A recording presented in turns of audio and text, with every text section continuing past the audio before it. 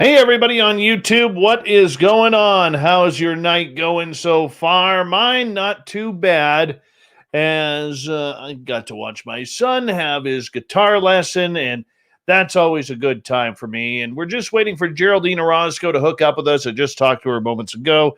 She is just running a couple of seconds late here, but she'll be on in no time before we bring on Geraldine when she gets here. Let's give a rundown to everybody who is here so far. In the gold medal position, we have Race Fan.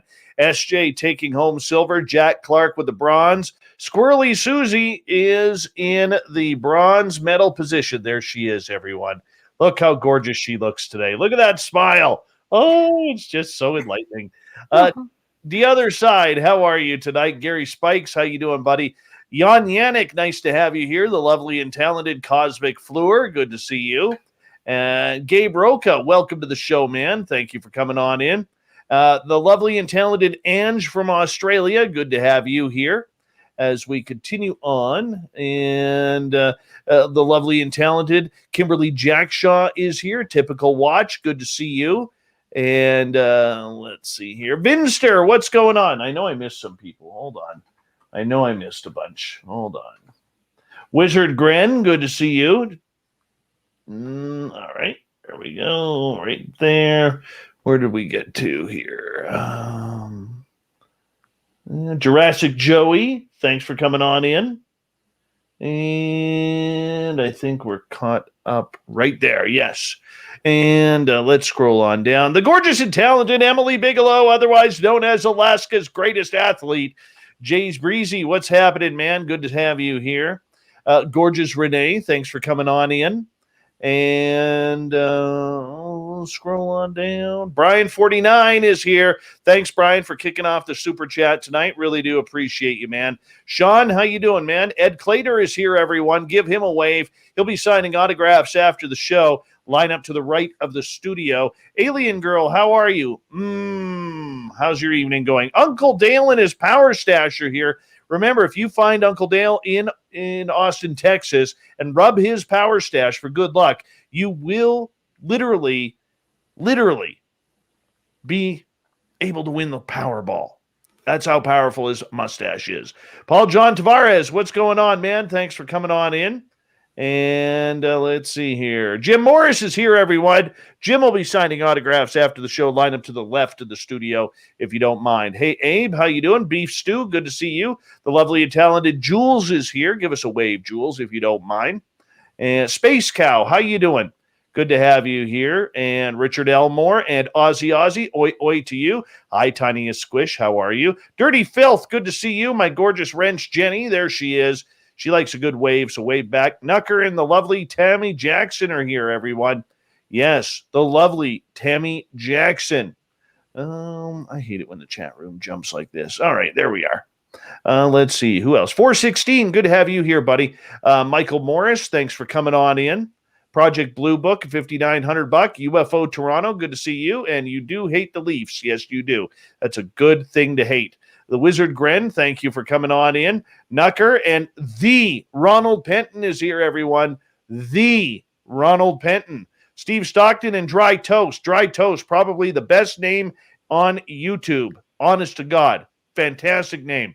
John Ballerman, Big Pickle is pretty strong of a name too. Me Zenny on Twitter, thanks for joining us. Welcome. Joshua S. and the lovely and talented Amy Vegas O is here. Yes, let's give her a round of applause. Mental Pancakes, good to see you. Sherry, make that sensational Sherry night. There you are. Lord of Land, how you doing? And let's see, who else do we got? Joey Hayes. Jose, what's happening, buddy? My brother Eugene, how you doing, buddy? Thanks for coming on in. The lovely and talented Marie down in L.A., thank you for joining us. Roy the Boy, good to have you here. Appreciate you. And I think I'm caught up. Deaconator and Rooted in Gorgeous Sacredness are here as well. And if you haven't seen the lovely and talented Geraldine Orozco, there she is. She's giving you a wave. Hi, everybody. She does like waving back, so we'll wave back for her. And yeah, I'm excited about tonight's show. President Zaddy, how are you? Welcome to our chat room for the first time. And Wrenches, if anything happens, you know what to do. Make sure you immediately remove and then report. Remove and report. Silent Edge and Mark Eddy, how you doing, guys? Good to have you here. Chris Mo, always a pleasure to have you here from Austria. And Rachmaninoff, thanks for coming on in. Paul Holland, appreciate you. Mm-hmm. Nice comment here from M. Geraldine, abduct me. I am here. I'm here. I love it. You have fans. Hello, M. Thank you for being here. Sinister Vax, good to see you. And we're about 10 seconds away. A great way to support this show if you're new here. Hit that subscribe button, ring that bell. Also, thank you to Brian for the super chat right off the bat. And it's a great way to support what we do here on a nightly basis. We really do appreciate the love. Here we go.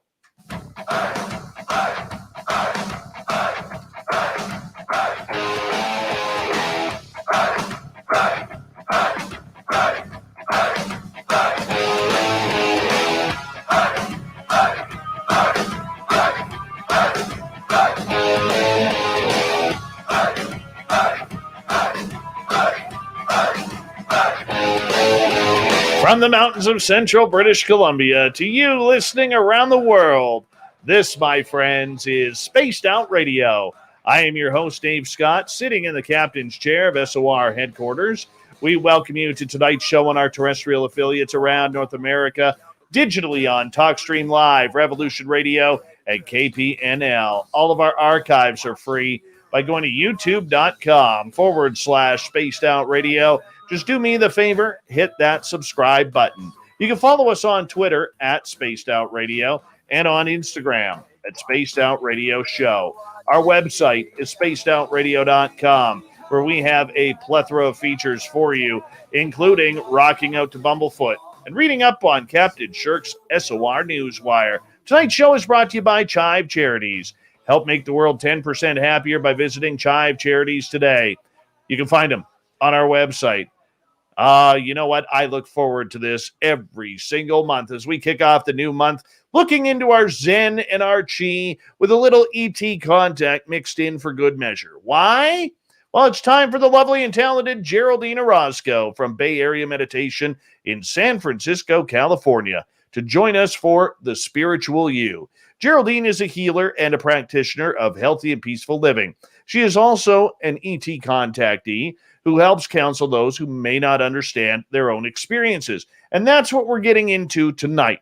Her website, GeraldineOrozco.com. If you want to check her on out, I highly suggest you do. Geraldine, it's always a pleasure to have you here. How's it going, my friend?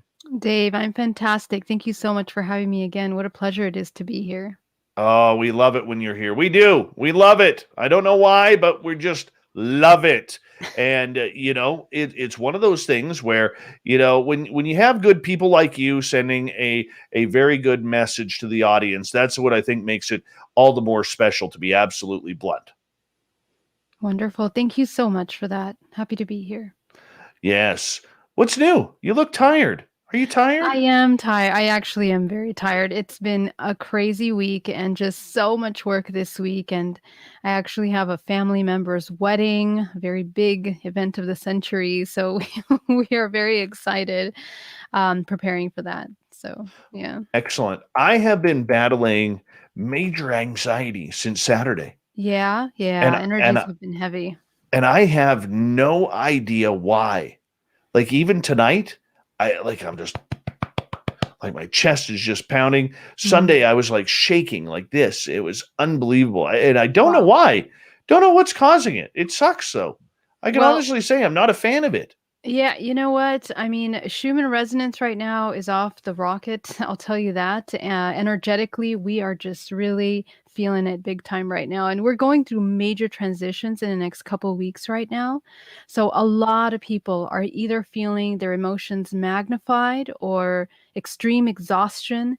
And it means all old habits have to end so that we can go into the next couple of weeks with a little more clarity, hopefully. So hang in there. It's almost over. Oh, I can't wait. Like, I'm almost at the point, to be blunt, where if this continues, I actually may go get checked out. Because like Yeah. I don't all of a sudden want to be like on the radio or something or hanging out with my boy playing guitar and all of a sudden get a jammer right there. That would kind of suck. I'll be honest with you. That wouldn't feel good. That's true, but you've been so healthy recently. I mean, you've been making such amazing changes. So I really think it has to do with the energy, you know? The energies have been, I mean, and you're not the only one, Dave. Every single client that I've worked with in the past couple of weeks are dealing with high intense emotions. So, It's just weird. deep It's weird breaths, deep because breaths. I have been. I've actually even gone into meditating. Wow. Yes, I'm yes, so amazed. yes. I've actually been meditating, trying to control my breathing, Yeah. and it works for a little bit, but what's doing it for me though is it seems like every time I get myself calmed down, there's something or someone just like poking, Mhm. poking, poking, poking, and it's Mhm. like you got to be kidding me! Like just leave me alone, leave Right. me Right. alone.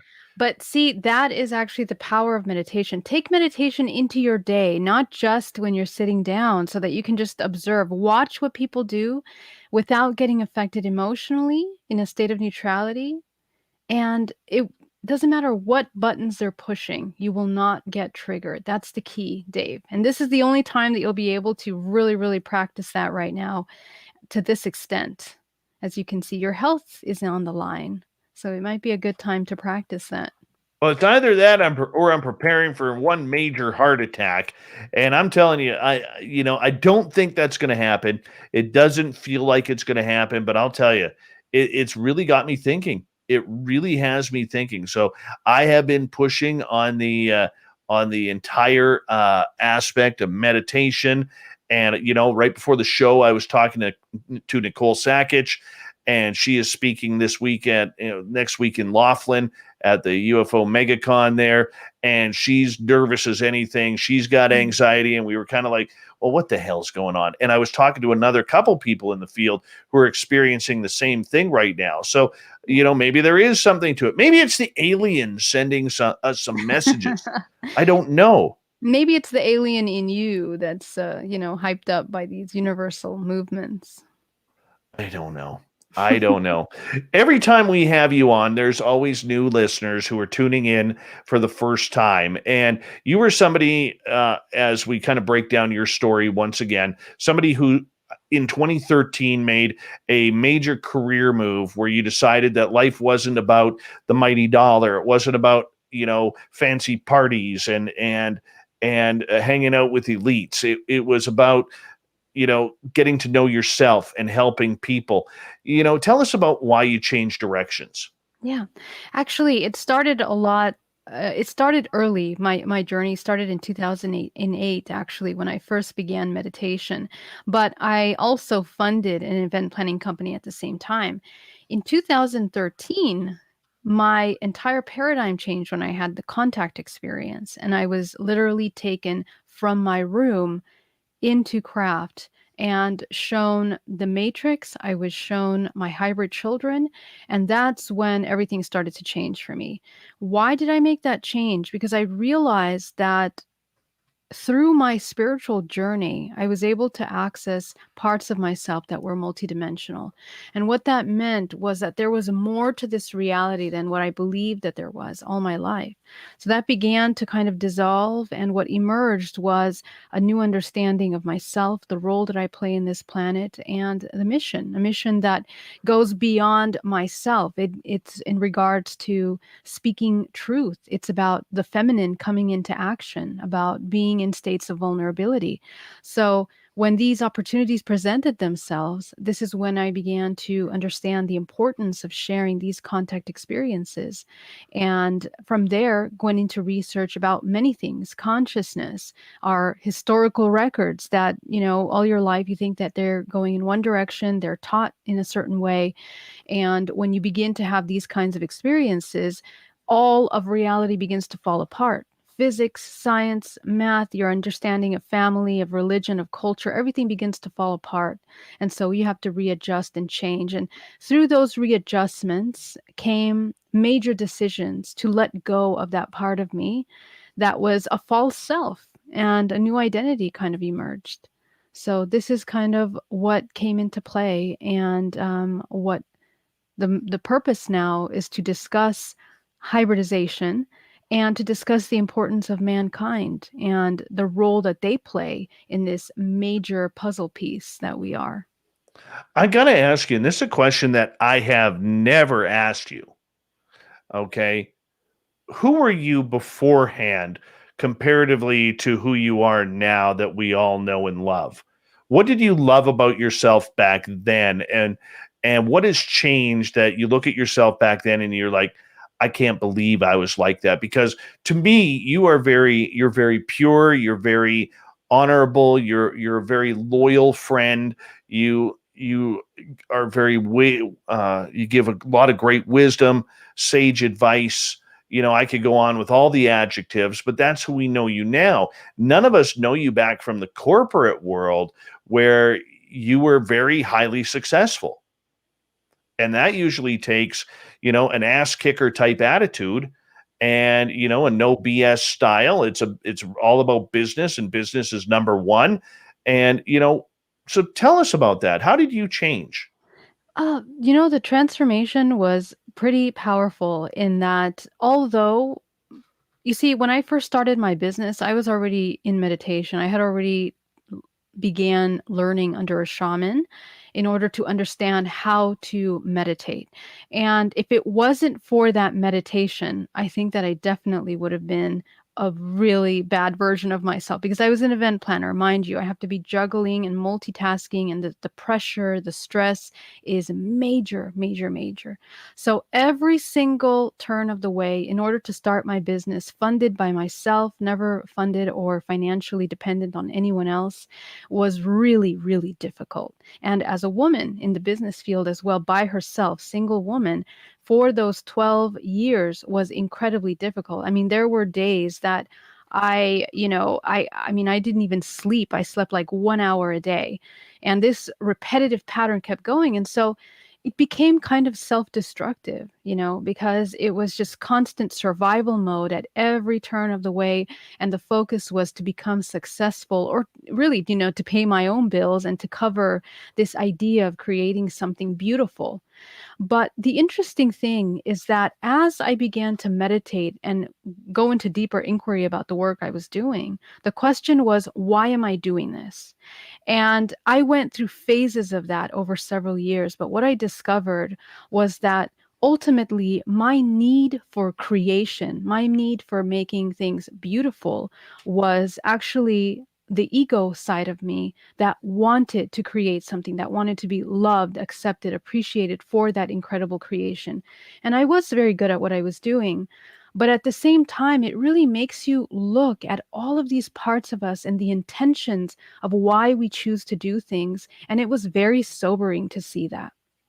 And when I realized that, I recognized that a lot of parts of me were that false face. There were many parts that were a false mask that wanted to present itself as something, wanted to appeal to people, all for one reason, which was to receive love, affection, understanding, acceptance. Those were the primary things. And so I think when I finally made that decision, it was easier for me to let go of the business in 2017, actually, because I was still working up until 2017 with my company. And even when I made that transition, it a lot of things started to make sense. I started to see the cause and effect that was affecting not only myself, but my family, people that I was working with, and everyone in my surroundings was an exact mirror of that same belief system. My employees, the people I worked with, my brides, my birthday people, all of my clients were reflecting that. And that was actually the moment that really woke me up and made me realize how we create and manifest, these relationships. Nothing is just because. We don't just run into people randomly. Everything is an energy that is in resonance with what you are and what you're doing. So the same thing applies now, but it's different. It's a little bit different how it is. So how it's changed is that the focus and the intention is completely always have to check in with myself. Am I really in alignment with what I'm doing right now? And if I'm not, It doesn't matter if there are millions of dollars waiting on the other side. It doesn't matter if there's whatever there is. I have no problem walking away from it. And that's kind of, I think, the biggest transformation is this idea that you're not connected to any idea. You don't have any expectation. You're just ready to continue moving in what's the best for yourself and all involved. So I think that was the biggest change that had occurred from the corporate to this world that we're in now. Do you like yourself a lot better now? Oh, of course. I mean, you can't do what I do without fully knowing yourself, your flaws, all the things that you don't accept about yourself. That's part of waking up. You can't speak on healing, speak on this stuff without having that core understanding. So that's definitely something that has to be congruent at all times. Okay, so Yeah. as we are moving forward here, one of the things as you opened up about over your time was ET contact. Yeah. That was something that was very, very hard for you, and something that was very, very difficult for you to admit that was happening in your own little world. How did you come about, finding out that you were an ET contactee? Well, first of all, of course, the very conscious physical contact experience that I had in 2013. But I have to say, even then, at that moment, at 6 in the morning, when I was dropped back, hanging off the side of my bed here, um, with pain all over my body, I mean, burning all over the face, all these symptoms, right? I still had a difficult time processing what happened to me. And in that moment, I wanted to call the cops. I wanted to call the hospital. I wanted to call someone to help me understand what just happened to me because I didn't for a moment. Of course, I know I'm completely sane. So it's not like I would go from one day of complete normalcy to all of a sudden this crazy experience happening to me.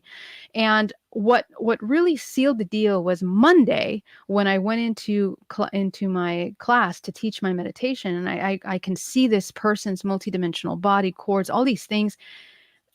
I that to me was the proof. I think if my psychic abilities weren't activated in that experience, I may have processed it as something not as important as it was at that time, because we go into self-doubt, and this happens to a lot of contactees. After they have this contact experience, it's so incredible that they are emotionally incapable of understanding that because of our deep programming, that we're not aware of multidimensionality, that this actually happened to you.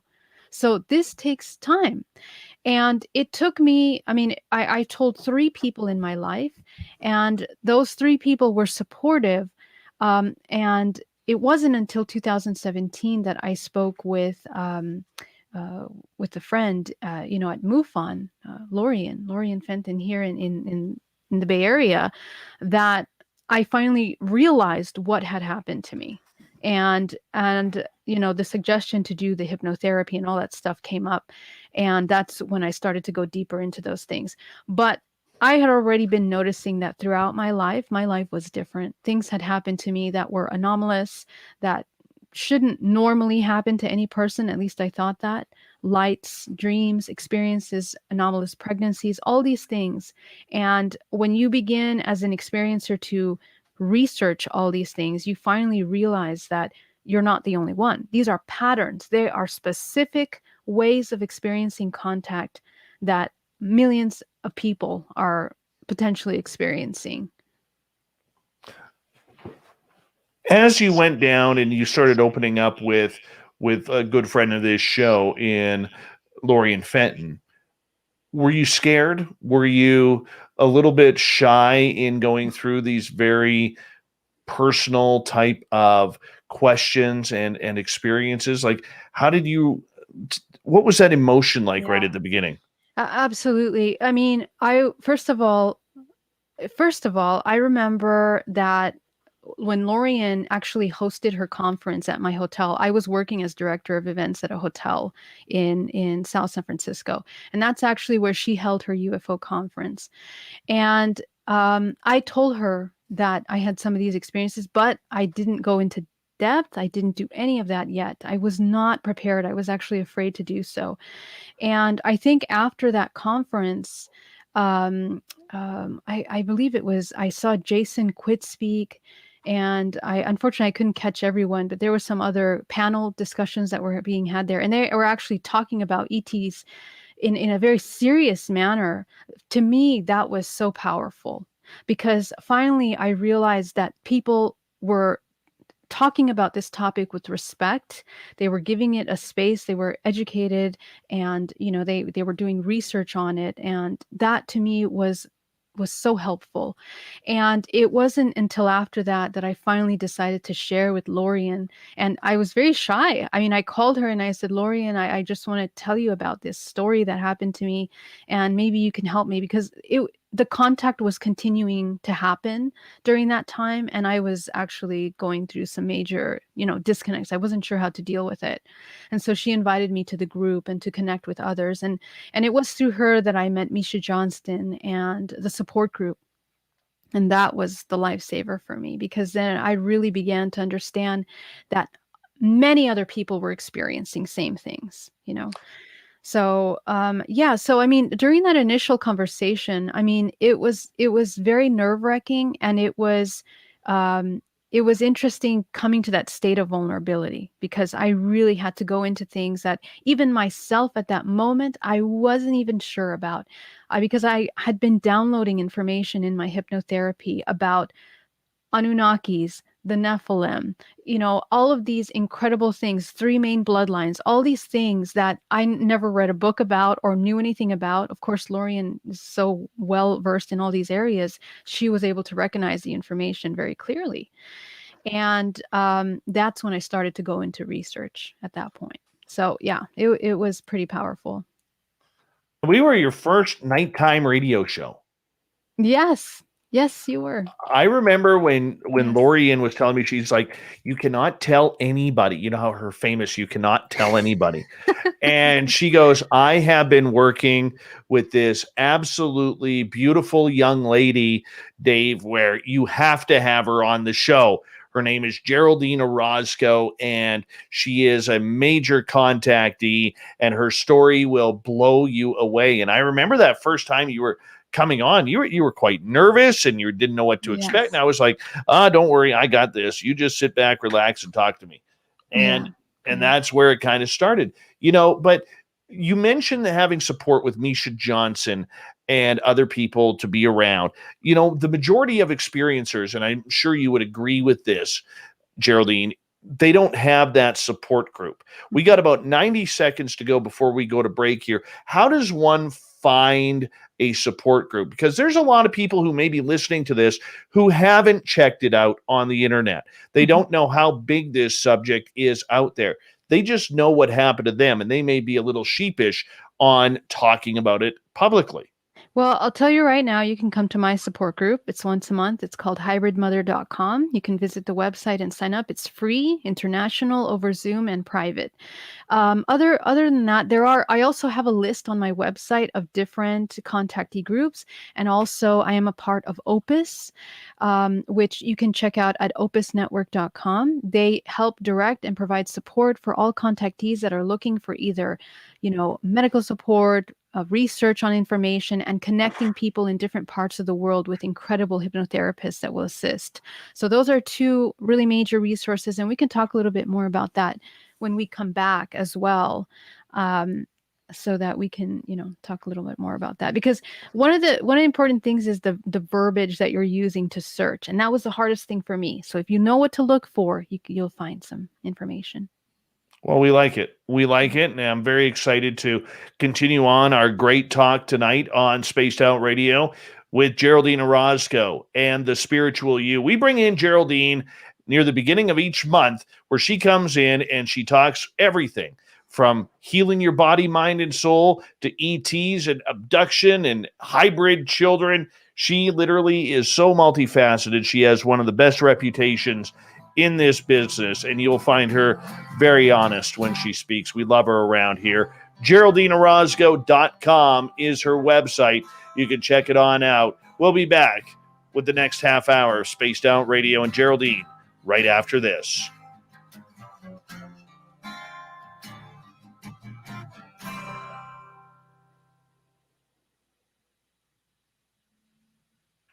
All right, we're clear.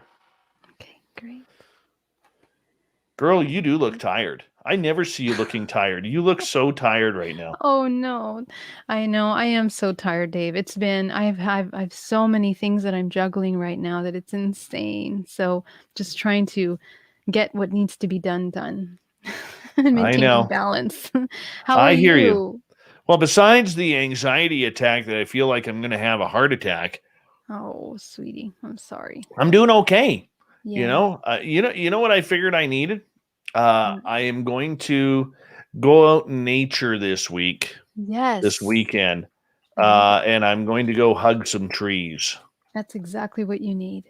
Yeah, I'm I going to mean, go you're be one with surrounded nature. you're surrounded by nature, aren't you, in your home? I mean, you have a lot of trees Well, around you, don't well, you? I got trees in my front yard. Yeah, Mhm. I've showed you those.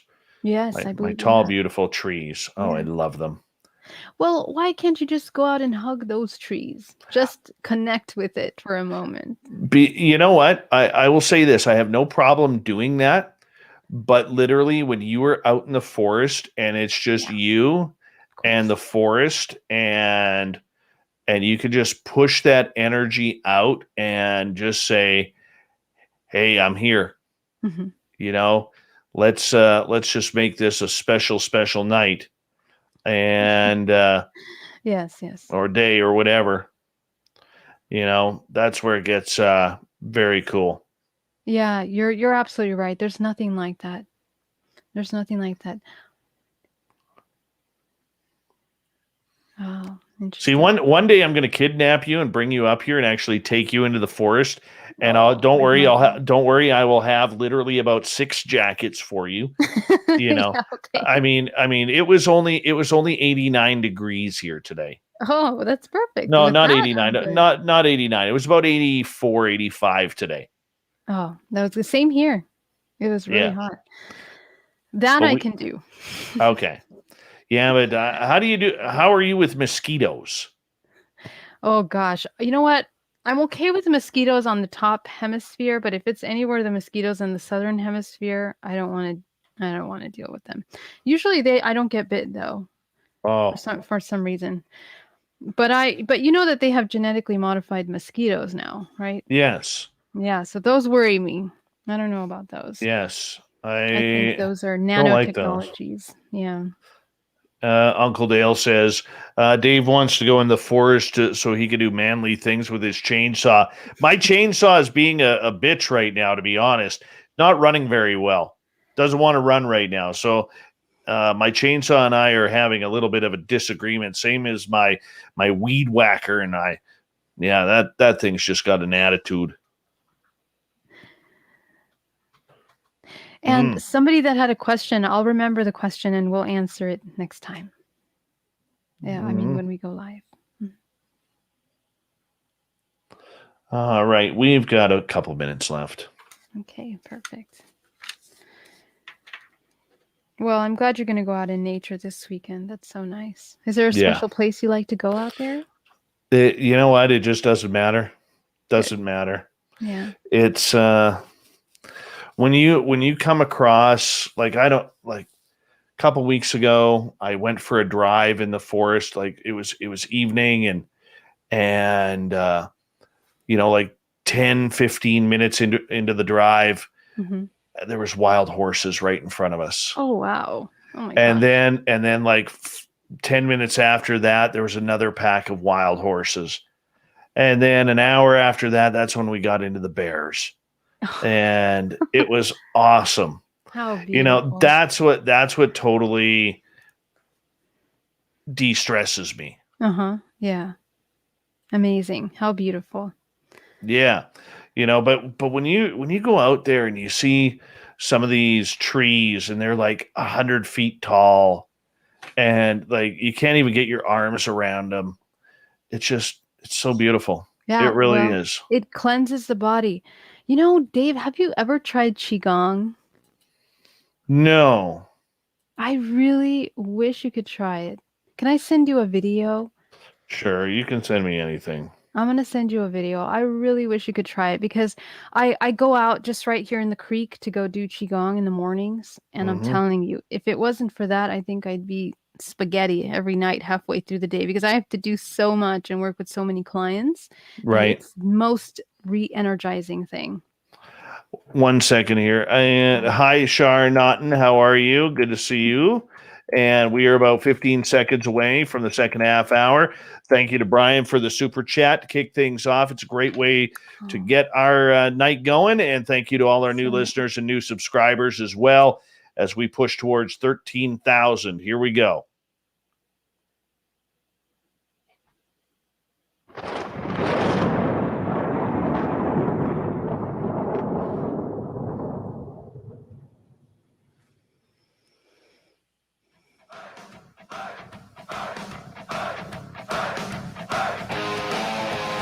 Second half hour of Spaced Out Radio is now underway. My name is Dave Scott. Thank you so much for taking the time to join us. Really do appreciate earning your listening ears. Want to remind you that if you've missed portions of this show or others, check out our free archives by going to youtube.com/spaced out radio. Just do me the favor, hit that subscribe button. Our website is spacedoutradio.com, where we have a plethora of features for you, including rocking out to Bumblefoot and reading up on Captain Shirk's SOR Newswire. Follow us on Twitter at Spaced Out Radio and on Instagram at Spaced Out Radio Show. We continue on tonight with the lovely and talented Geraldine Orozco and the Spiritual You. GeraldineOrozco.com is her website, and we're talking aliens tonight. Why?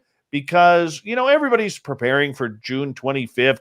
What will be released by the United States government when it comes to UFOs? Lord knows we're not going to get anything extraterrestrial. But you know what? Geraldine likes a good alien here and there, and, maybe a little aliens on the side, little garnish on the salad. We'll have some alien over there. Geraldine, welcome back. Thank you so much, Dave. True words. Aliens. Let me tell you about aliens. I don't think we're going to hear anything about aliens come the report on June 25th. But from somebody who is looking at this entire, contact angle from a different angle, the way you are and the way many other experiencers are, how do you look at it, from your own eyes? What are you seeing through this? Through what the government's is doing right now with this Yes. disclosures? The way I see it is a very lovely, as always, manipulation of information that is going to be probably put out. However, a couple of things that I think are interesting about this is that right now we are coming into a major transformational change that will begin to set the foundation for the next 5, 6, 7 years. And what that means is that we need to start getting comfortable with the idea of interdimensionality. We need to start getting comfortable with the idea of this kind of new understanding of physics and science from the perspective that UFOs, or at least this kind of advanced technology, exists. So I think that's kind of the direction that they are trying, the angle that they're going out. I mean, we already, to me, it was disclosure enough that Trump spoke about the Space Force. I mean, to me, what more do you need if they're going to start to create that within the government, right? So obviously, to me, that was plain open that they are aware that there's something that they need to prepare for. What are they preparing for? That's the question, and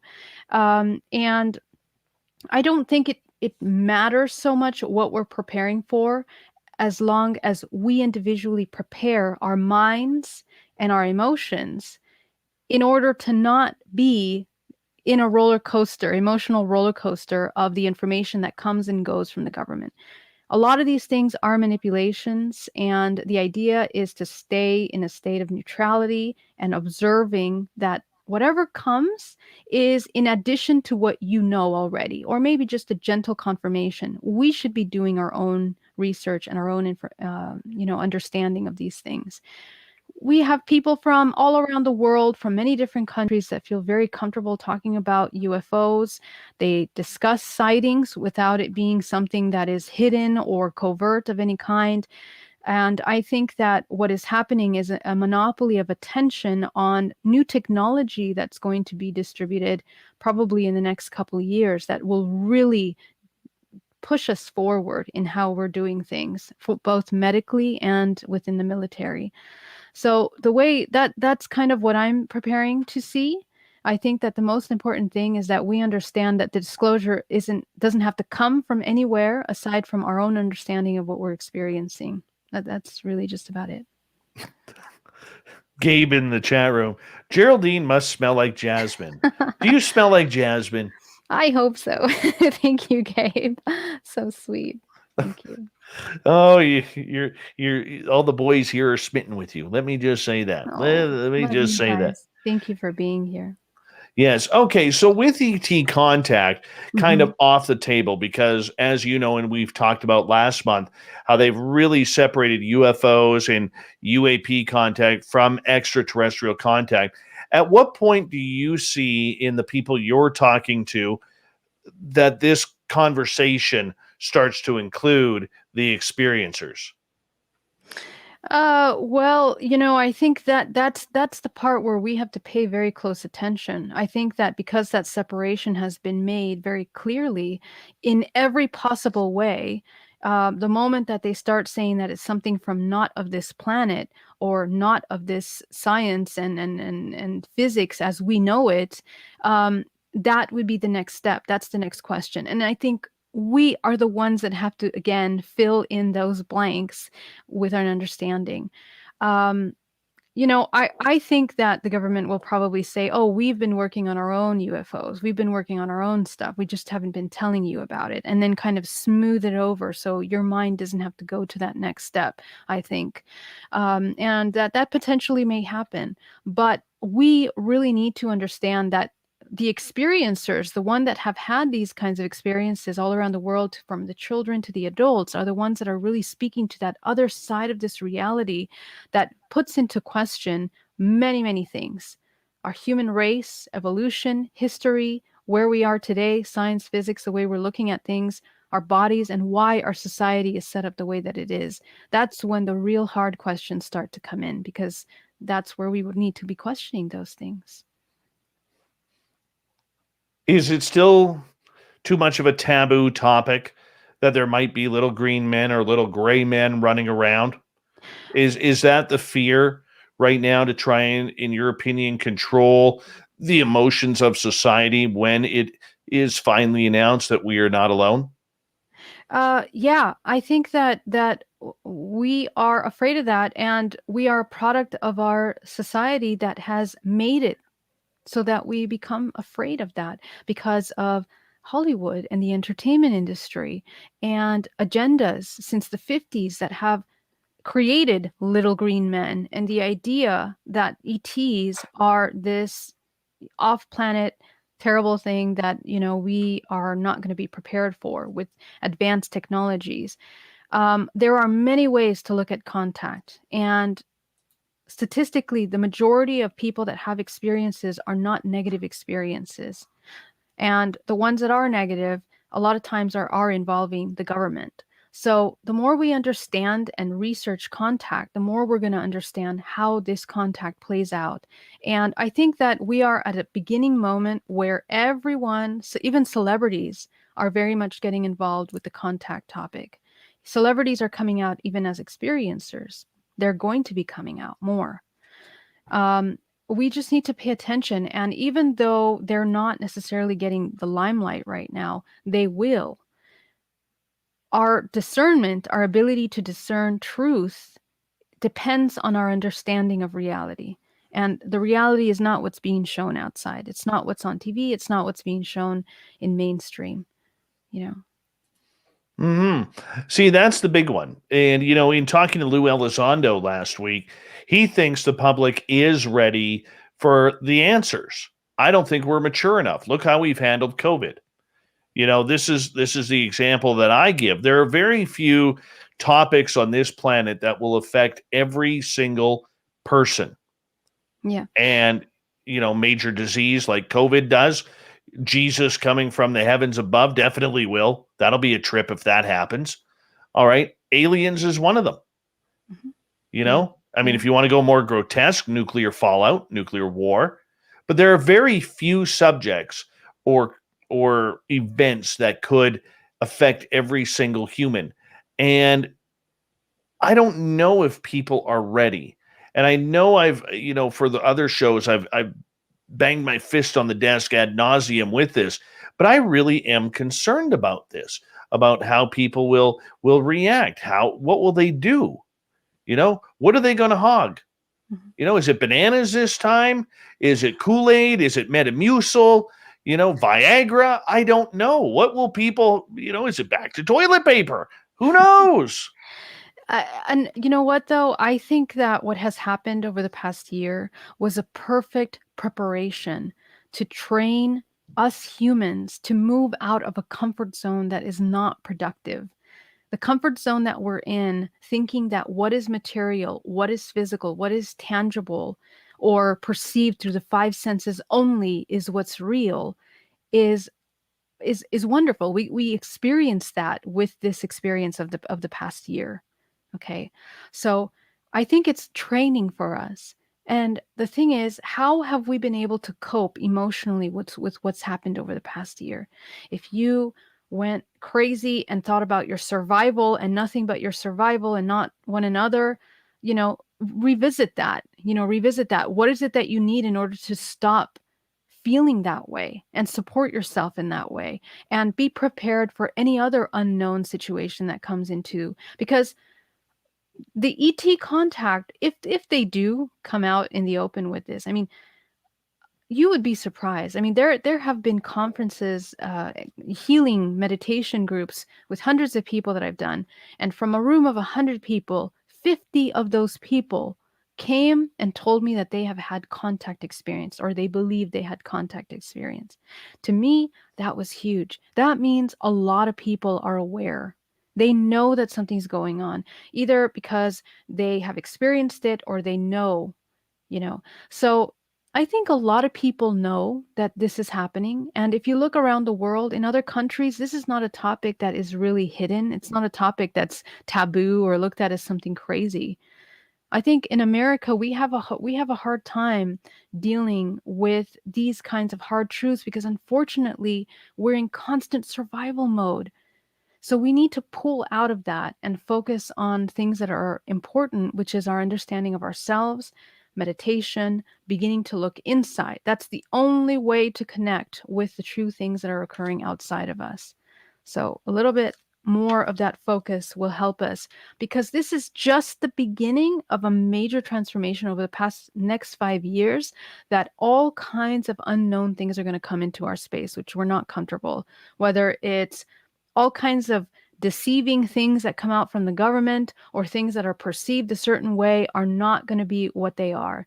So we have to be prepared for that. Be prepared to not have any expectations, and know yourself enough to discern the information that's coming out. Don't get tied to anything. For those of us who have experienced the unknown with extraterrestrials and had some sort of contact, we know you cannot separate UFOs from aliens. It's only the people who are either on the governmental side or those who've never had an ET experience who believe that you can separate them. Would you agree with that? Yes, I think that it's just a matter of understanding. I mean, it's just a matter of time. I mean, I think that they are in denial of what is operating that intelligence. But I will also say that, historically, everything has set up in a way for us not to connect those two. I mean, we know that even the Third Reich was doing experiments creating these saucer like, you know, uh, aerial vehicles as well. I am not surprised that we have this covert technology somewhere in our government, in the United States, as or in other countries as part of our, Earth programs. I do believe that it's reverse technology. I do believe that they had that information already uh, introduced from the higher ups, which I do believe are governed by other darker groups or groups of power. And I believe that it's only a matter of time before that information comes out. And I think that they're amounting to that. So again, it's going to be up to us to full circle understand how this happened, whether you're looking at historically where that information came from in order to create that technology, or you're looking at the future and how we're dealing with it moving forward and other species that could connect with us. How should we prepare? And should we prepare? When is the right time to prepare for any type of contact? I mean, I can listen to you, I can listen to the government and what's happening in that movement, June 25th being the next big day. I could be looking at other contactees that I've talked with who have differing opinions as well. So, at what point do we need to start preparing for this entire phenomena? Is it now? Is it 6 months from now? What do you think? I don't feel that we're preparing for that phenomena. I think what you're preparing for is for yourself. We have to understand the laws of creation. What's happening outside is a reflection of what's happening inside.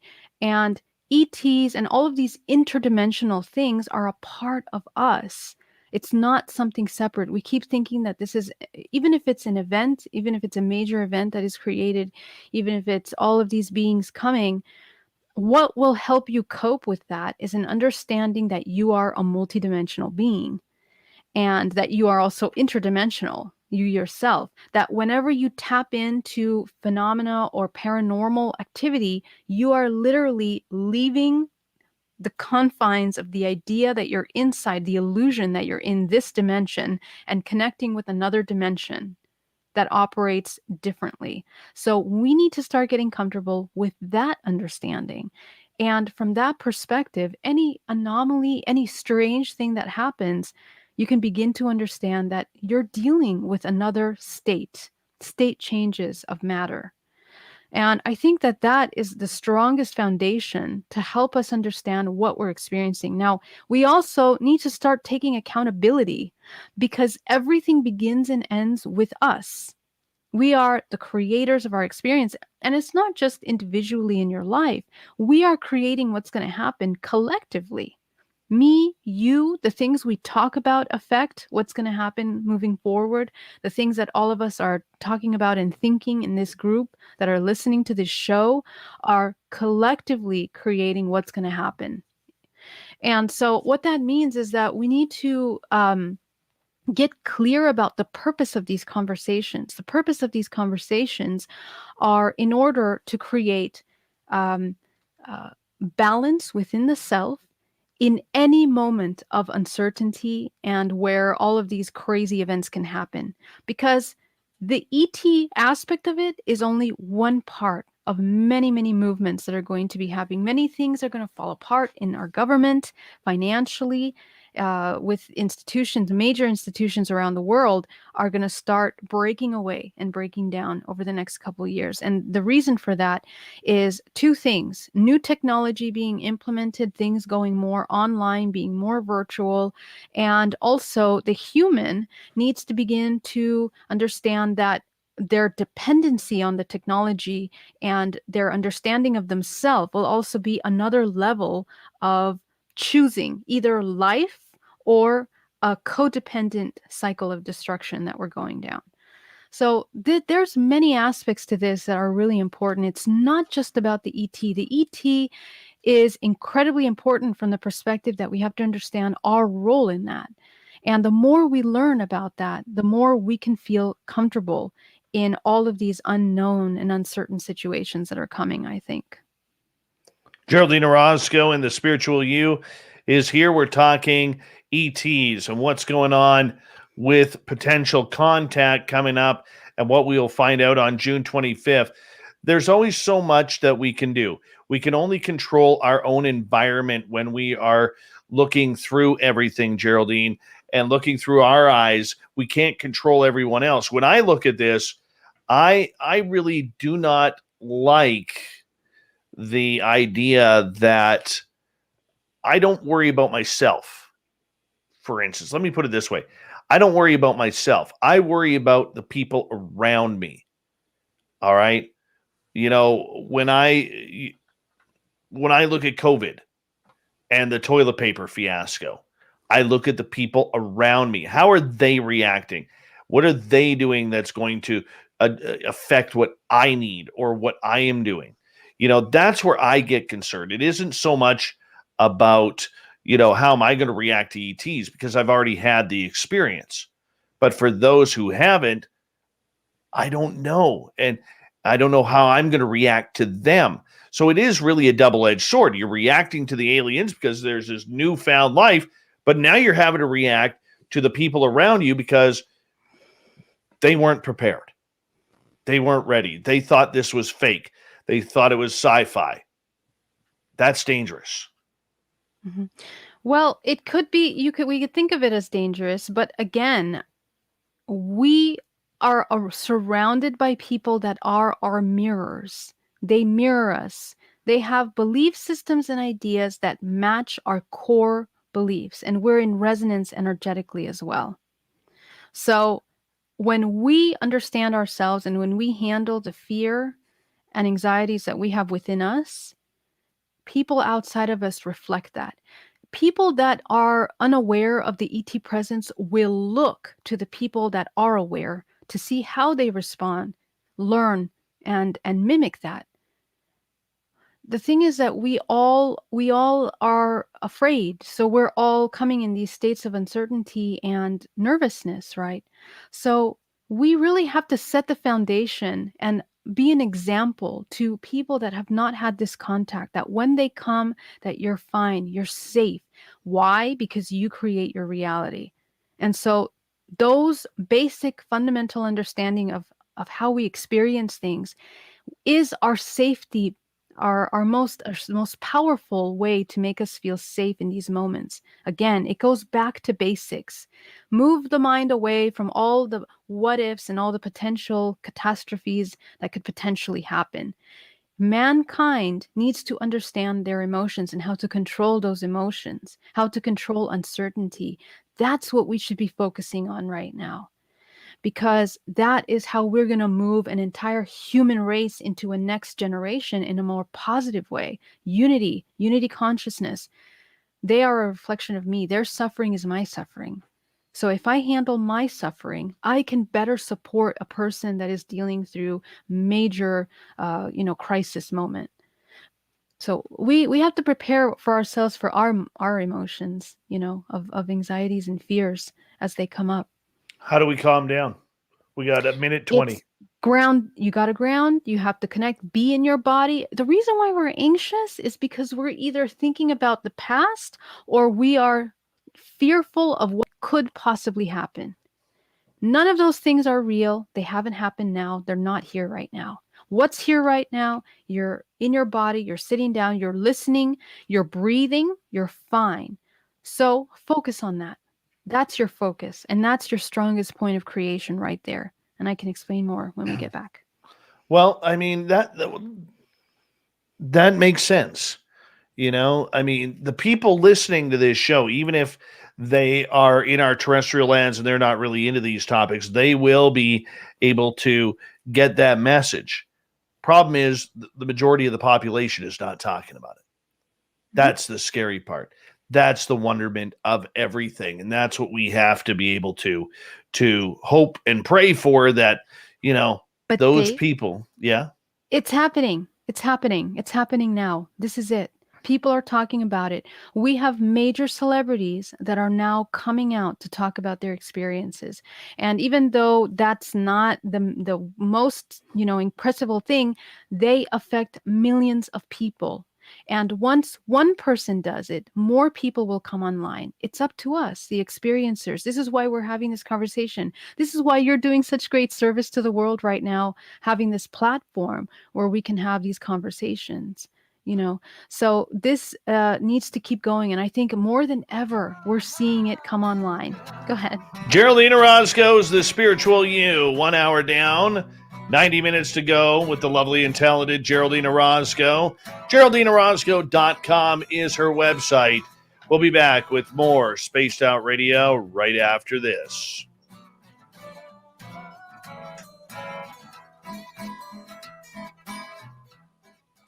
All right, I'll be right back, Geraldine. Okay, me too. Hold on, I got you on mute. There you go. Okay, I'll be back too. Okay. Be right back there, YouTubers. Where's that fucking wasp?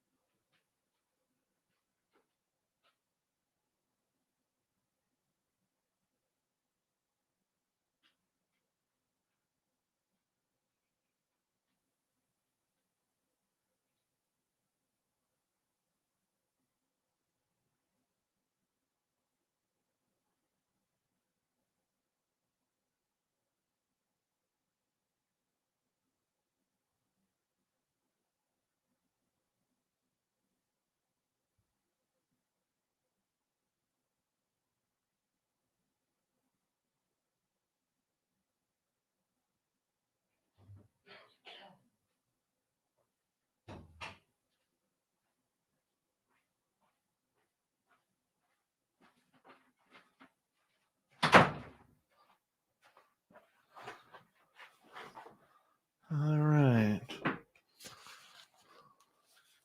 Let's see here.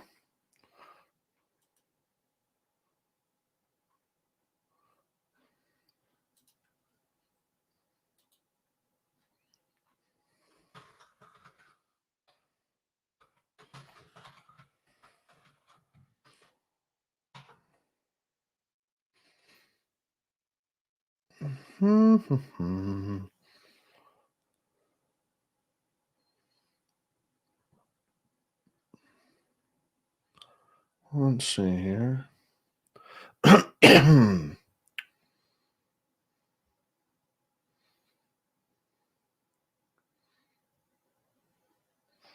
mean, hold on.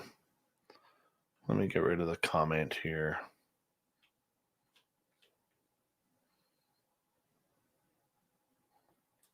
Hi, Itzy Zaza. How are you? Good to see you.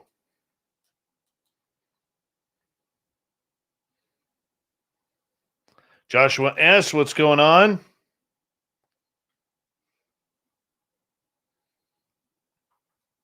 Rooted in gorgeous sacredness. Alien Probe Master lubing us up for tonight's show. Hi, Nikki. How are you? Where else are we here?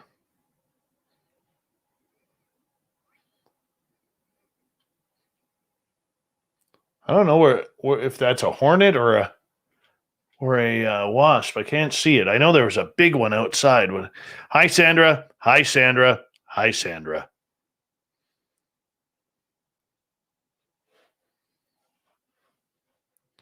Hey, VPXM, thank you so much for that super chat, man. Really do appreciate it. Thank you so much. Great way to support what we do. All right. Let me get Geraldine on the phone here because she seems to have disconnected. Oh, there she is. Oh, there she is. Hi. Just in time. You disconnected. Yes, I'm so sorry. I didn't realize that would happen Scared if me. I did that. Scared me. Hi, Snakes. How are you? All right. We're going to get going right now.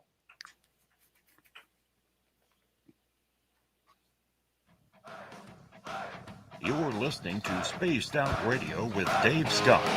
Follow Dave on Twitter at Spaced Out Radio and on Facebook, Spaced Out Radio Show. Here we go with hour number 2 of Spaced Out Radio tonight. My name is Dave Scott. Thank you so much for taking the time to join us. We really do appreciate earning your listening ears wherever you are on this beautiful planet we call Earth. I want to say hello to everyone listening in on our terrestrial affiliates around North America, digitally on TalkStream Live, Revolution Radio, and KPNL. All of our archives are free by going to youtube.com/Spaced Out Radio. Just do me the favor, hit that subscribe button. The Desert Clam has set the password for tonight in the SOR Space Travelers Club. Talaric. Talaric is your password. Use it wisely, Space Travelers, as the Clam sets a password each and every night right here on Spaced Out Radio. Our website is spacedoutradio.com, where we have a plethora of features for you, including rocking out to Bumblefoot and reading up on Captain Shirk's SOR Newswire. Follow us on Twitter at Spaced Out Radio and on Instagram at Spaced Out Radio Show. We continue on tonight with Geraldine Orozco and the Spiritual You. Geraldine comes on near the beginning of each month where we talk about everything from our Zen and our Chi to, a little alien sprinkled on the side just for, giggles. Let's do it. Geraldine's website, GeraldineOrozco.com. Geraldine, welcome back. Hi, thank you. All right. Right before the break, we were talking about preparation for any potential ET contact. You wanted to get kind of in depth with that a little bit. So I'm curious, as we start to prepare ourselves for what may ever happen, do you think that we are truly focused on this topic the way we should be? Well, are we prepared for what are we focused on, what we need to be focused on? I mean, I think that the way that we're handling what's happening right now is already maybe having these high expectations about what the government is going to put out. And also looking at the bigger picture, just the fact that it's out touching mainstream, I think is something that's important for us.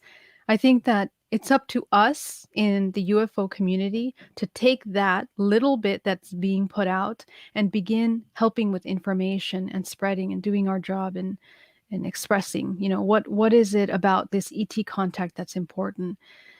To me, it goes back to basics. To me, some of these things can often be distractions. What's important for us is understanding how to deal with the unknown, whatever it is, because this is just one of many things that have been happening. If you've been noticing the trends, anything that puts people in separation, anything that puts people into feeling divided or separate from a whole is going to be an illusion that's drilled into the mind. And I think it's part of this kind of collective psyops that's being created. We need to pay attention to that. And our discernment for how we're dealing with these things, it just starts with us and our understanding of reality. And so we have to create a foundation for that. But what is reality? That's the million dollar question, is what is reality? And that's where people are going to start asking many, many more questions about who we are, what we're here to do, and what happens when we have these kinds of interdimensional experiences. When we have these interdimensional experiences, we are looking at one dimension of many potential experiences that we're going in and out of at all times. Right here, right now, there are spirits in this room. There are beings, there are entities, there are all kinds of things surrounding me, things surrounding you. And so your awareness of that only becomes available when you want to be aware of it and when you're activating your intuitive abilities. It doesn't mean that that doesn't exist or it never was there. It means that your awareness of it was not coming online. So our awareness is the number one weapon to begin discerning and understanding what is real, what is not real. We have to train ourselves. In the physical body, we have the three main centers in the body: the root, the sacral, and the solar. And through those areas, we are very easily manipulated with what we're feeling, sensing, and experiencing. So if we don't understand how those work, and if we continue to allow ourselves to come out of balance at all times, anything can happen and you're going to fall apart. And what are we afraid of ultimately? Fear is separation. Anytime that we believe the illusion that we're separate from something, from the whole, whether it's the herd, which is the entire human race, or the whole group, we have this is an illusion because we are part of it. It's a matter of fact. We are one organism.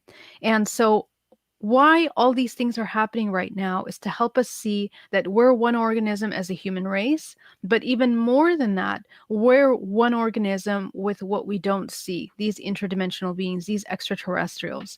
We have to begin to get comfortable with the idea that separation is an illusion and that we're actually one. And that will assist in your processing any kind of strange thing, paranormal thing that's happening. And it'll help you deal with all of the ranges of emotions in the spectrum, from happiness or love and fear. In between that spectrum is all the different kinds of emotions. So if you're looking at things from the place of fear, you're going to continue to create more experiences of fear. If you're looking at things from the place of love, you're going to be experiencing more things from the place of love. And you can experiment in your own life and see if that's true. And more than likely, you will be able to identify those things. All right, let's get to Kronos's question. Is there any preference in hybrid type, human, alien, earthly, or alien, human, heavenly, or do they simply serve different functions? Amazing question, Kronos. Amazing question. But in order to understand this, you'd need to understand kind of historically and the different dimensional layers of our reality. When we start getting into the 9th, 10th, 11th, 12th, 13th dimensional, all of these interdimensional beings, including angelic beings and including these ETs, or what we know as ETs, and all of the spectrum of races that are within that category of beings, they would descend from these higher dimensional planes. They operate from those dimensional planes, and when they come into our three-dimensional plane, when they merge with us, we are accessing them either physically, it's, well, an idea physically, it's energetically, we're sensing them through the physical body and experiencing our reality merge with them. So preference, I'm not sure what you mean by preference exactly. But what service, what do they serve? Can be any number of things. And let me tell you why. Because when we experience connection with these beings, we are looking through our own filter. And so everybody's experience with these beings will be different depending on your belief systems, what you've known, what you've been taught about them, what you've been taught about angelic beings, what you've been taught about ETs. You will experiencing through that filter, even the way that they look to you. Now, on the other side of that, the consciousness that is operating behind whatever is being shown to you will mirror your understanding of that. It'll also mirror what you're feeling in that moment. Okay, so if you're in a place of fear, whatever they're going to do, doesn't matter what they look like, if they're angelic or ETs, they will speak to that fear, to that aspect of yourself. The unconscious aspects of yourself that require that experience will speak to that. If you are experiencing something in a high vibration, those beings, whatever they look like, will speak to that vibration. And this is why we have so many different people having different kinds of experiences. Some people say, oh my God, aliens are amazing. They're the most incredible, beautiful, healing beings in this universe. And other people say, wow, they're terrible. They're parasites. They do these terrible things. So we perceive things through our filter because, again, everything begins and ends with us. On the higher levels, the exchanges and the law of exchange that occurs with these entities and beings in their true form from those dimensional planes depends on the dimension they're coming from. The lower the dimension, the closer to the physical plane that they are, the more that exchange will be perceived under the laws of, let's say, the laws of three, the laws of exchange, of balance, of feminine and masculine, good and bad. Okay. The higher it gets, usually the exchange is different. It's not this kind of balanced exchange.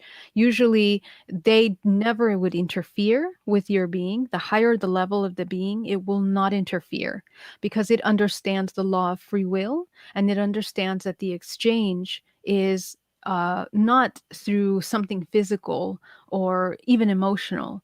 It's a consciousness or an information or a download or something like this. So yeah, it depends on the level that they're coming from. All right, let's get to another question here. This one comes from Vinny, who is asking, what are your thoughts, Geraldine, on simulation theory? Yeah, so I mean, I think that this theory is a very interesting way to explain what we're experiencing. One way of explaining what we're experiencing. Um, the idea that we're in some kind of simulation, and it's one um, let's say one potential reality that is kind of simulating its way out in our collective. And I think that that could potentially be. The only part of that that sometimes is missing is the idea that this consciousness has its own self-editing or its own self-governing um, self to it. And that's the part where I think that I would disagree with the simulation, thinking that even though we are fractals of infinite consciousness, we are fractals of that infinite knowing and creative life force, we do on some level have the ability to choose when we become aware of what we're going to be experiencing. And therefore, perhaps we're moving from one simulation to another simulation, which is set up in order to experience specific things. For example, in this three-dimensional plane, we're experiencing, good and bad, or polarities, or these dualistic expressions. And if we would go into another simulation in another dimensional plane, we're experiencing something different. So, yeah. Okay, and let's move on to another question here. This one comes from VPXM. If the end game is the same, why worry about the physical type? I guess it depends on what end game you believe is the one. I mean, there's many potential outcomes to all of these things. If you're talking about ETs, if you can clarify, VPXM, what you mean by physical type. Are you talking about ETs? Because again, it's about exchange. It's the exchange that's happening. And again, the exchange is not happening with something external. It's happening with ourselves. The ETs are a mirror of ourselves. We are always one. So we're exchanging and experiencing something with these entities, these beings that are manifesting in our space. Yeah. Well, let's wait for an expansion on that question. That'd be great. And while we're waiting, Nikki is asking, how can I get the ETs to allow me to spend time with my hybrid children? Any ideas? Interesting. Yes, absolutely. You know what? It depends what your contract is with those hybrid children. If you haven't organically been connecting with them, either telepathically or connecting in some way, maybe even in dream time, and before I continue that, I would say, are you training yourself in dream time to become more lucid? Are you doing some dream work? Are you doing some astral projection? Because where you will meet the hybrid children would be in those planes. And a lot of clients that are looking to connect with them, this is the first thing that I advise and teach them to do, is to begin to work on those planes, begin to remember your dreams, begin to train yourself to become lucid, and then beginning to navigate those planes. Why do I say that? Because that is the plane in which we navigate in order to connect with these beings. And this is where these beings are expressed. They are interdimensional beings that reside in these higher dimensional planes. In order for us to have contact with them, to be able to have contact with them, we need to be at that vibrational frequency. So if you've been introduced to your hybrid children at some point, your vibration has reached some level, some other level. You need to reach that level again. And we do so by, deprogramming suffering and pain programs in order to allow yourself to come into a higher vibration. Train yourself in lucid dreaming, train yourself in those planes. Now, let's continue. Some of these hybrid children, some of these agendas are not always meant to be reconnected with. Sometimes, and the majority of the time, speaking with hundreds of women and men that have had these experiences, after the initial presentation, a lot of times that contact is kind of severed. It's no longer available. And oftentimes why that happens is because this is a fractal of yourself. It's a part of yourself. The child is an expression of you. In reality, if you manage your govern yourself and your ability to navigate these planes, you can have access to them at any time. But if you're not continuing to develop yourself, you fall out of vibrational match with them and you won't have access to them, both because they will not permit that access and because you yourself have ended that contractual agreement with them. So I would suggest in meditation connecting with the agreements that were made with the hybrid. Take a look at that. What is the agreement? How have they served you in having that presentation, that awareness that they exist? And what do you need from this collaboration? What are you looking for? Are you looking for confirmation? Are you looking for more connection with them? Because if the intention is coming from fear, usually it will not manifest. If the intention to connect is coming from a place of love and co-creation and expansion, more than likely you will connect with them. So these are some things that I would advise to kind of take a look at. All right, Geraldine Orozco and the Spiritual You, continuing here on Spaced Out Radio as we wait for more questions. Here comes one from Irish Lincoln. What do aliens want with our genetic material? What is the purpose of producing hybrids? Mm-hmm. That's an amazing and complex question. There are many potential answers to that.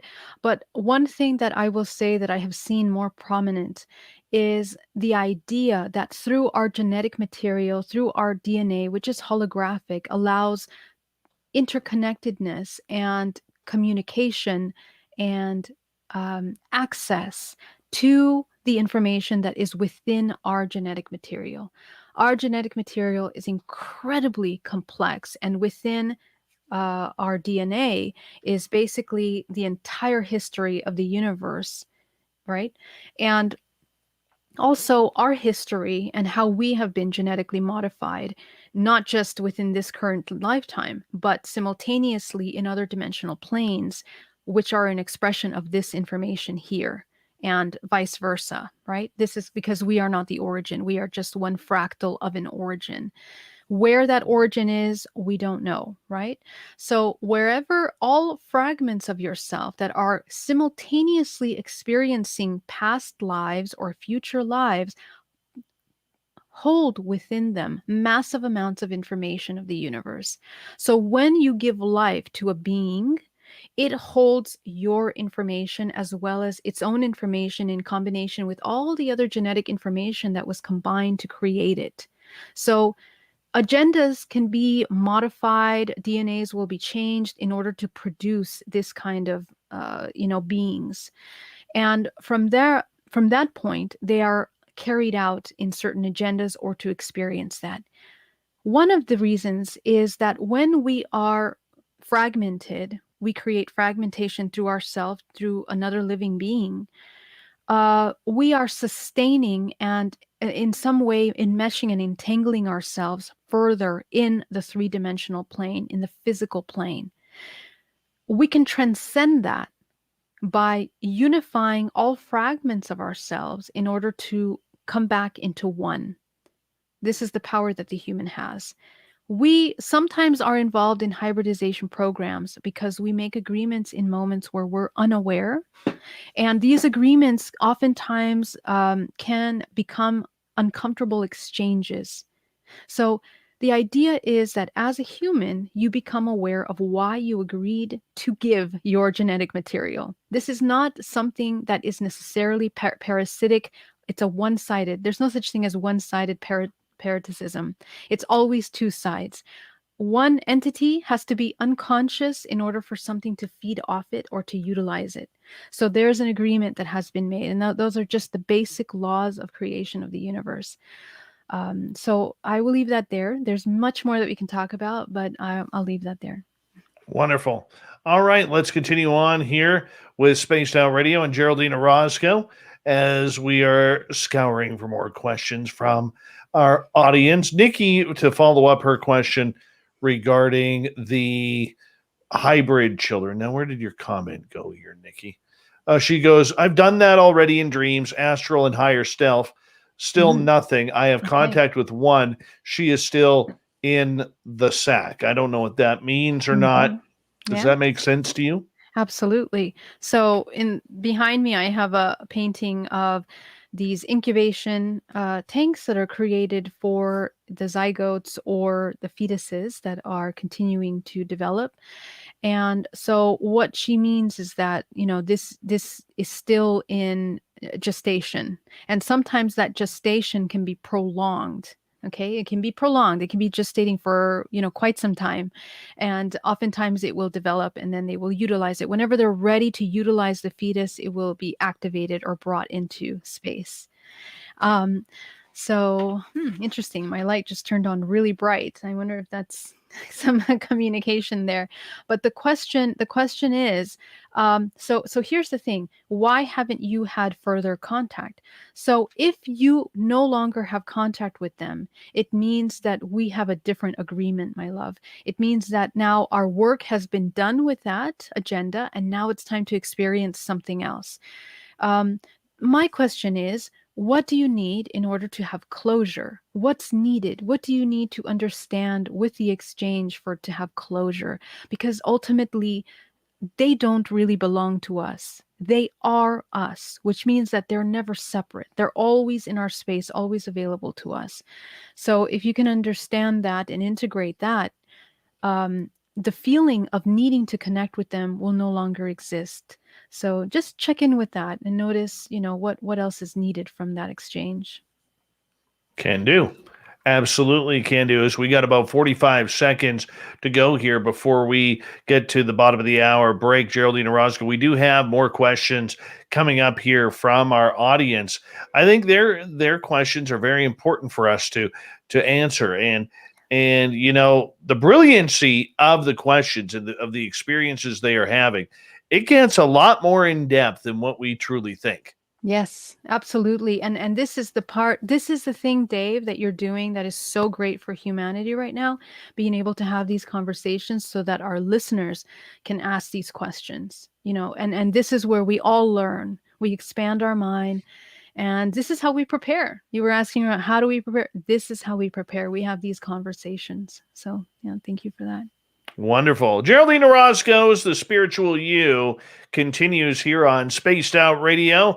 And we'll come back from the break with more of your questions. So if you're in one of our chat rooms or on Twitter at hashtag Spaced Out Radio, we can get those questions to Geraldine, her website, GeraldineOrozco.com. So make sure you check it on out. We'll be back with Spaced Out Radio right after this break.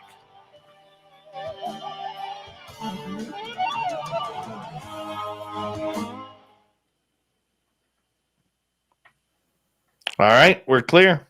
Nice. Very nice. Awesome. I love you guys. You guys have such amazing conversations. Thank you for your incredible conversations. I think it's great. Yeah. I do. Having a lot of fun tonight. So, did you get rid of that wasp, Dave? I don't know where it went. It could be still in here. It could be not. I don't know. I left the studio door open, so it may have flown out. I'm just going to put that there because that's our next question. Then I'm going to be able to scroll down and see what I'm missing here. There's a big debate tonight. And I'm really? not... Yes. The big debate tonight is, how old is Geraldine Orozco? And I'm not asking, and I'm not saying, but they are guessing. It's as low as 26, as high as 37.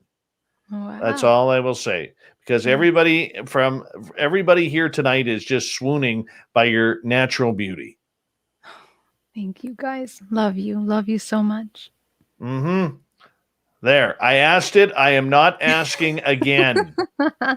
We're going to leave it there. Mm-hmm. I'm never shy about talking about my age, but we'll just leave it there for fun. How about that? Whatever. I don't mind. I really don't mind. Yes. Oh. So you have been having some incredible conversations with Grant Cameron. I saw that you did a roundtable with them. You did amazing on that, Dave. Oh, yeah. Yeah. I didn't know I was hosting until about 10 minutes beforehand. You're kidding me. No, that's typical Grant. That Yeah, was so great. Nicole's like, oh, by the way, you're hosting. I'm like, okay. Oh, my God. That's All of a sudden, you amazing. just got to go, boom. There it is. It's on. There you are. There you are. There it is. It's natural. I can do it. I can do it. Very you cool. know? Very cool. Once again, I just want to remind people, because the chat room moves so fast, if you don't mind putting your questions in capital letters, it is much easier for me to see and for me to read. So I would greatly appreciate that. I've never seen that top on you before. Is that flowers or cat prints? Cat prints, that would be so cute. It's flowers. Okay. Yeah. Just from this angle, it looks like cat prints. Oh, that's cute. Yeah, today was really, really hot out here. Yeah. Same here. Mm-hmm. So I can breathe out of my nose. Oh, no problem. Vicks. Love it. So it looks like a lot of conferences are opening back up. Are you planning on going anywhere? When the border opens up, it was announced today. It was announced today that Guns N' Roses will be playing in Las Vegas on August 27th. Oh my gosh, are you going to go? If that border opens, I am gone. I've already told my boss, the border opens, I am gone. Gone for that weekend. Very cool. Love Yeah. it. I don't care who comes. I will Paradise City the fuck out of Vegas. I really will. And I hate to use such strong language on that, but this is serious stuff here when it comes to GNR. Mm-hmm. I don't have much in my life. I got a good life. I don't have much. Okay. But Guns N' Roses is one thing I do have. Oh, you got to go. Yes. Well, make sure you get tickets ahead of time, though. I'm sure it's going to, I don't know, maybe it's going to be I can't buy tickets right now. You can't? That's the problem. Really? Well, I could buy them, but I don't know if I'll be able to go because I don't know when the border is going to open. Yeah. So I don't care if I got to pay scalpers. I really don't care. I'm going to that concert. Okay, good. Yeah. I'm sure you will get in without a problem. Yeah. Where are they playing? I don't know. I don't even know yet. Does it really matter? No. No. You want to go? You want to come with me? Oh man, I'm not a Guns N' Roses person. That's all right. But I would go anyway, just for fun. That's for sure. You want to see You want to see a grown Dave cry? Yeah. Let's go to Guns N' Roses. Let's go to Guns N' Roses. All right, sounds good. Sounds good. Mm-hmm. Now, Vinny and Fapster are going to be jealous. Oh yeah. Yeah. Well, they can come too. They can come too. Where are they? Maybe they could come. Fapster somewhere in California. Vinny's in Colorado. Oh, there you go. Neighbors. There you go. They could join us. Yeah. They're close enough. All right. 10 seconds. Big thank you to VPXM and Brian for the super chats. It's a great way to support what we do on this show on a nightly basis. Here we go with Geraldine right now.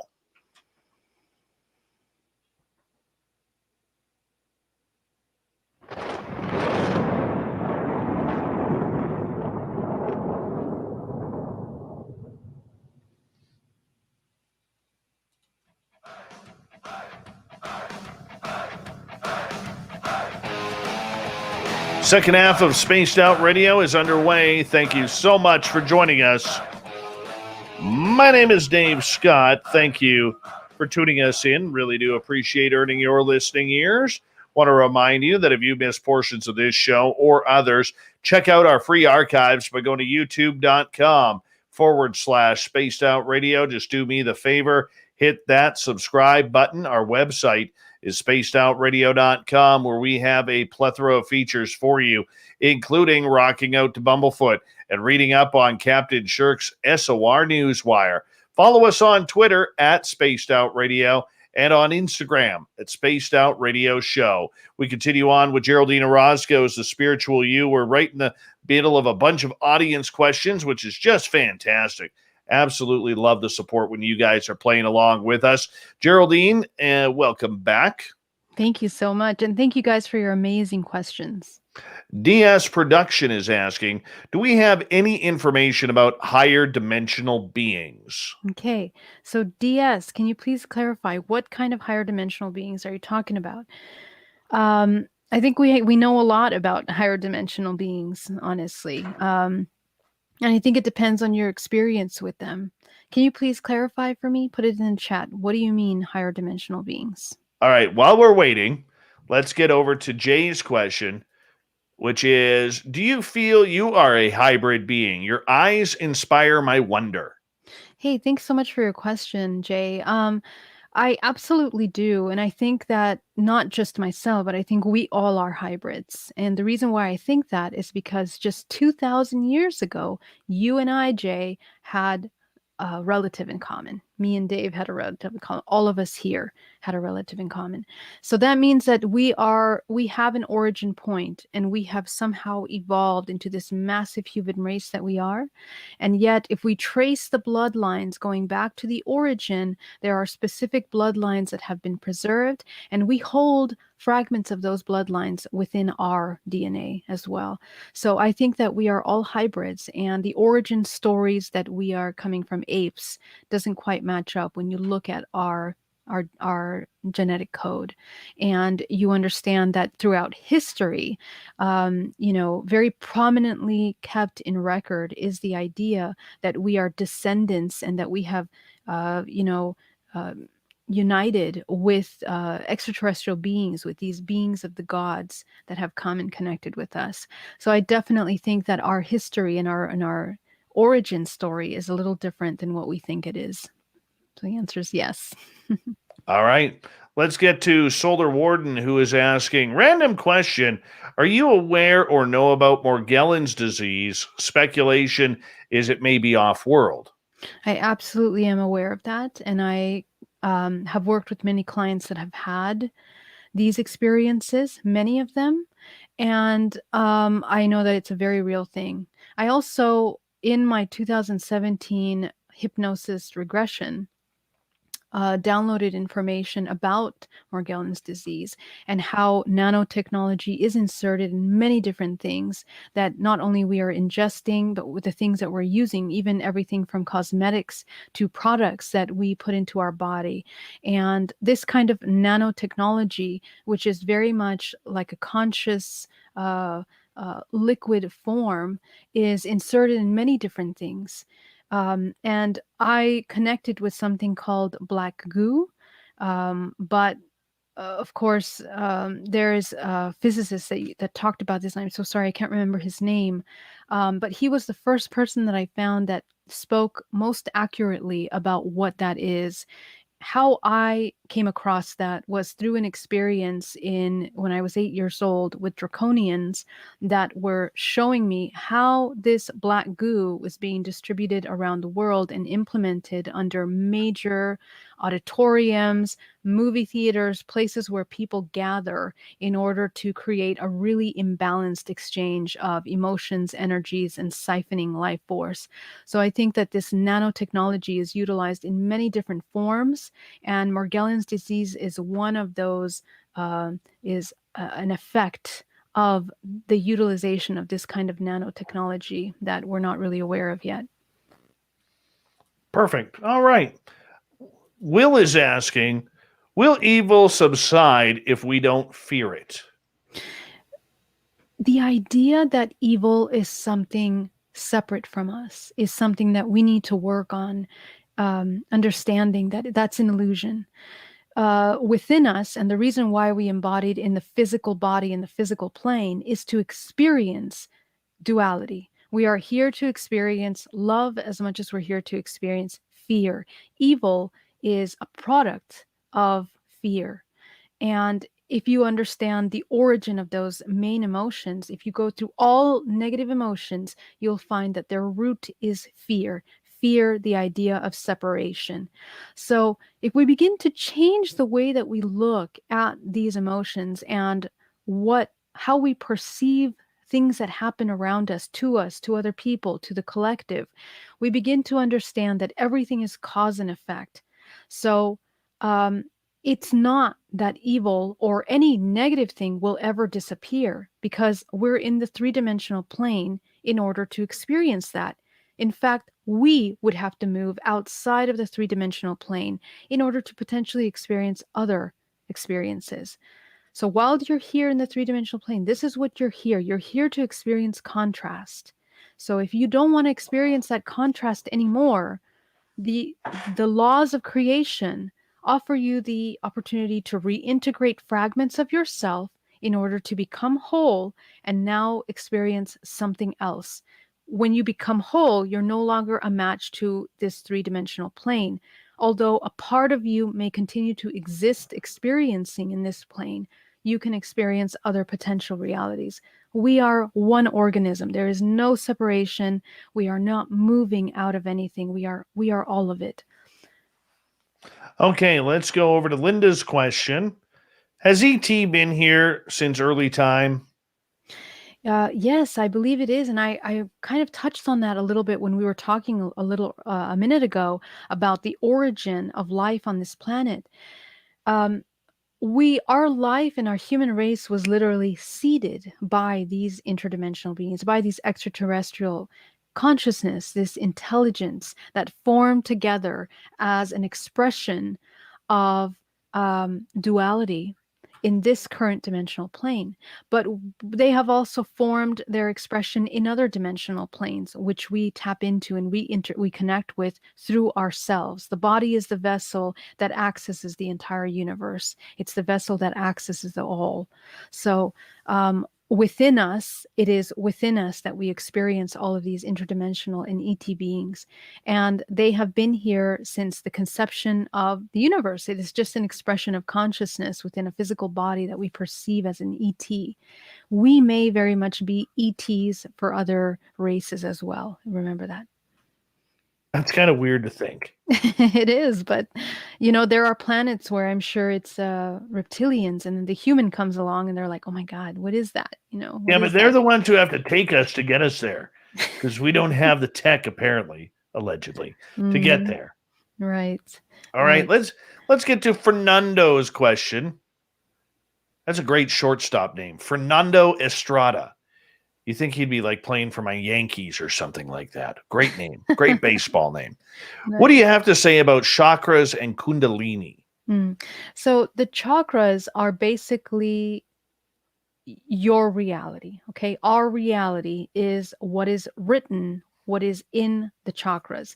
The chakra is a holographic expression of an organized it's an organized holographic expression of your DNA and the information that is within your DNA. The soul attaches to this fragment, which is the human body. Within the fragment is your DNA structure. You are connecting to lineages that are your father and mother lineage that inform that information, the DNA. The DNA is expressed in the physical body within the chakras. The chakras are the endocrine system.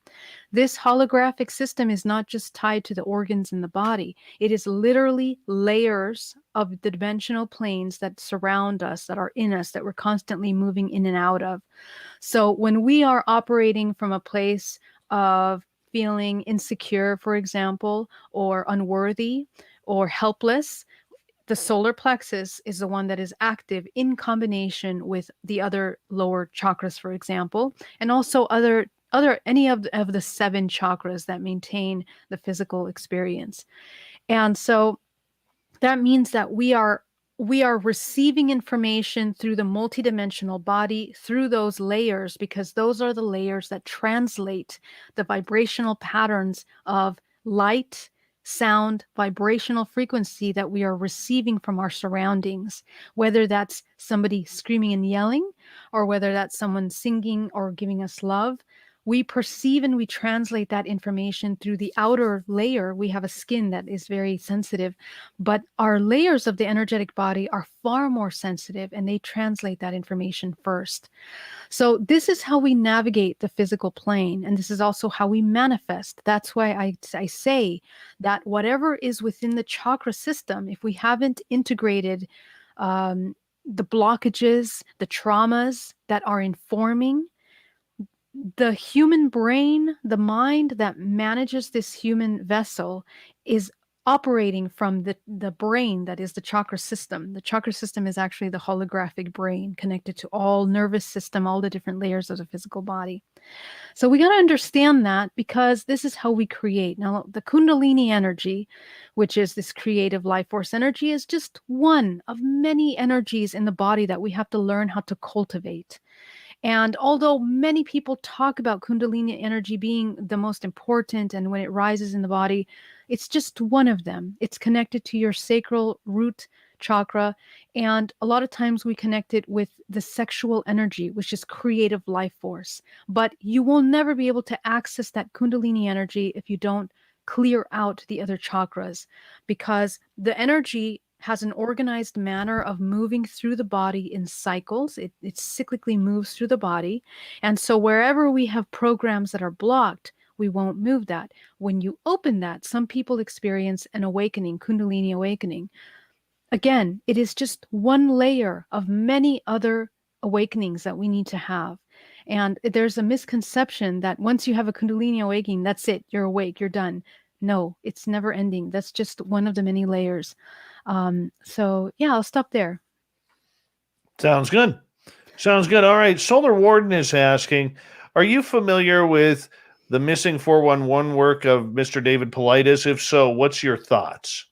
I'm sorry, I'm not familiar with that. I really This wish is I where know. people go missing in the forests, just Oh, vanish without a okay. trace. I haven't heard that. I mean, unfortunately I haven't seen his work. I know about Missing Time, but I don't know if that has something to do with that. I haven't looked into his work, so. Oh, you should. Okay. I believe he's from that NoCal area too. Oh, wow. Wonderful. I will look into that. Absolutely. I'm just checking for more questions here for you, as the chat room is smoking fast right now. Smoking fast. Okay, when we look into our own inner self, whether it's towards ET contact or in embracing who we are on a spiritual level, how does our spirit, our soul react to the change that we are noticing? Does that make sense? So noticing like collectively, or like the energies that we're feeling. What do you Yes. mean? Mhm. Just the energies that we are feeling. So we are, so let me put it this way. Our body is so interconnected to all the planets, to all the different celestial bodies. We are very much this energetic, electrical being. And that being said, we belong to a grid of energy, and there is a balance that is maintained within that grid. Even though we don't believe that there's a balance that is maintained, we see chaos, we see all this duality, all these things. In reality, our organism plays an incredibly important role in sustaining that balance of this organism, which we call Earth. And we are the fragments that are a part of this Earth. We are a reflection of that. On the larger scale, our galaxy, the planet Earth, is a part of this immediate galaxy, of our solar system. It plays an integral part in the movements of those energies. So if you go even bigger, the universe and the multiverses, it's the same thing. It is a sphere within another sphere that is infinite, as we are part of this master organism. So when we think of things that way, you understand that everything is cause and effect. What's happening inside is a reflection outside. What's happening in the bigger is a reflection of something even bigger outside of that. So you can never get away from these movements. It's up to you how you process these changes in the universe and in your body and in your immediate environment. Within your family members, you are in resonance to the things that are happening there, and any changes that are occurring around you will affect them in the same way that they affect you. However, there are layers to that understanding, and the only way to understand how we are affected by things is by understanding the expressions of feminine and masculine energies within ourselves. The part of us that is nurturing, that is compassionate, and the part of us that is that action movement part of us. Those two aspects of ourselves have to become friends with one another within our body. When they are fighting against each other, we're always going to have resistance in the body. And that resistance is expressing itself as not wanting to receive, I don't know, a compliment or information from someone else, not wanting to move out of your safety zone, not wanting to love yourself, not wanting to love another or accept things that are changing around you. Anything that is an exception of expression of resistance is going to cause suffering in some way, micro and macro. So how we can become friends with ourselves and our environment is by being in a state of flow. This is the moment in history, the moment in the universal movement that we're at right now, the integration of the feminine. What does that mean? Whether you're a man or a woman, embodying that ability to receive yourself, to accept, to nurture yourself through all changes that are happening in a positive manner. This is why COVID happened. This is why ETs are happening. This is why all of these movements in the world are happening. This is why all the darkest agendas of the world are coming up to surface right now. This is the feminine expressing itself in order to create a nurturing balance. So we learn from that and we embody that in our physical body. All right, let's get to Solar Warden's question. What is your opinion on Ingo Swann and remote viewing? By the way, props to your response for Magellan's. Hey, thank you so much, Solar Warden. I am very sorry. Again, I don't know who Ingo Swann is. And mind you, I'm in the process of writing my books for the past 3 years. And during this process, I'm not reading or researching other people's information.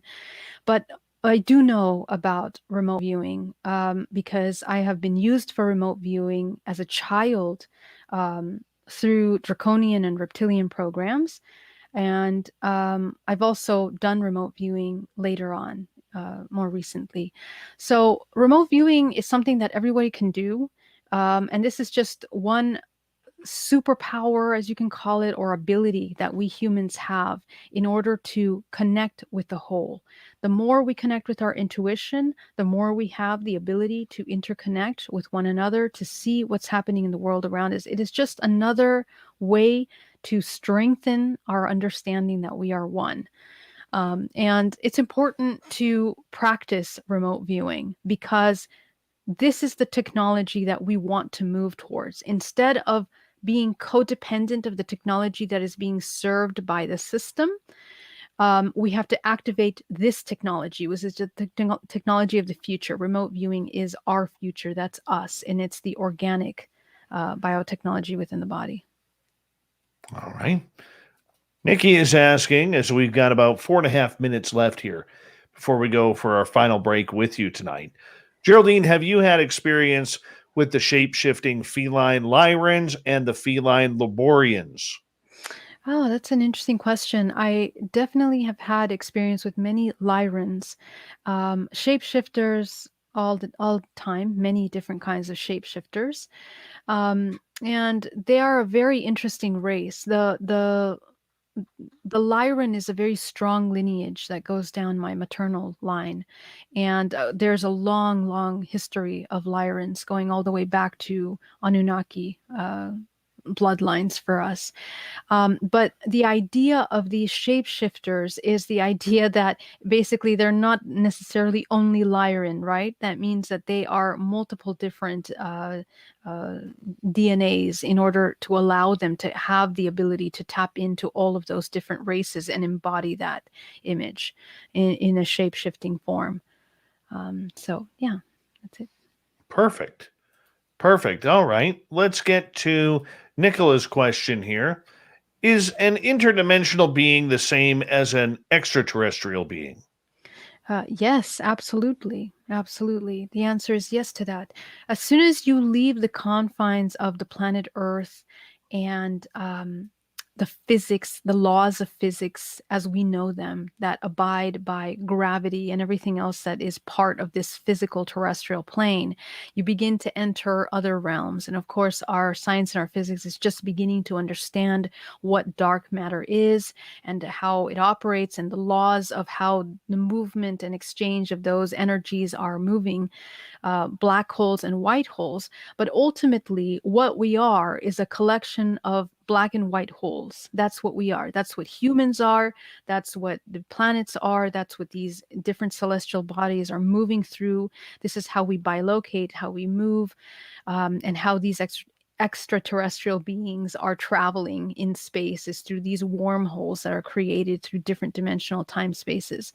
So interdimensional would be, in my opinion, the accurate word how to describe an extraterrestrial being, because in order for them to even be able to access the planet Earth based on our limited understanding of how physics operate, you need to implement the interdimensional aspect, which means that they abide by different laws and we connect with them through these portals that are created in order for us to connect with those dimensional planes, which is why so many experiencers have activated psychic abilities.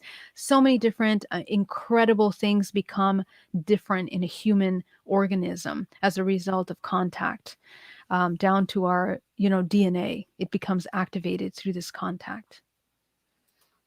All right. Abe is asking, can you elaborate on the contract you have mentioned between us and the alien beings? We have 90 seconds. So a contract is an experiential agreement, nothing more. What we are as infinite consciousness is experiential beings. We're here to experience everything. We make experiential agreements with the families we're born into, with the planet we're living on, and with all other expressions of experiential beings that we interact with. Everyone is having an experience. The ET, you're having an experience. So when you connect with these interdimensional or ET beings, you have an agreement to experience a shared vibrational frequency, which is expressed through some kind of activity. So that's what it is. You can either agree to something when you're conscious, and when you're unconscious, you can also agree to things that aren't necessarily in your benefit because of your unconscious awareness of what you're agreeing to. Your understanding of who you are in the bigger picture plays a role in the kind of contracts that you're signing. That's why, in my opinion, the most important thing to do right now is to understand the self and how we make these agreements through the laws of creation in the universe. Makes a lot of sense. We have Geraldine Orozco for another 30 minutes here on Spaced Out Radio tonight. We're going to continue with audience questions because we are loving the participation that they are giving us tonight. And Geraldine, I know, is very appreciative to be very interactive with all of you. So let's make sure we continue that going on into hour number 3, where we have Geraldine for another 30 minutes. Then when we get to the bottom of the hour, we're going to bring out the magic 8-ball. It is that time of the week again where we're going to warm up the 8-ball, ask your questions, and see if we can get some predictions made. Spaced Out Radio continues with Hour 3 and Geraldine Orozco next.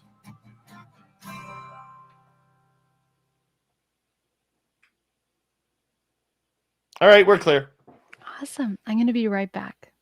Me too. Okay. I'll just put the screen on me, and we'll be right back. Right after these messages. All right, we'll be back. We'll be back.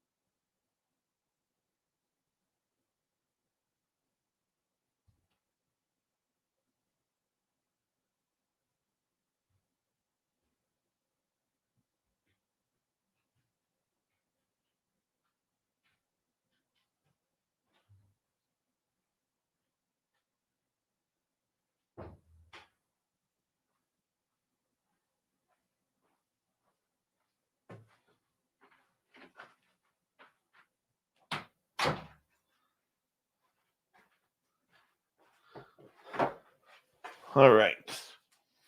I am back.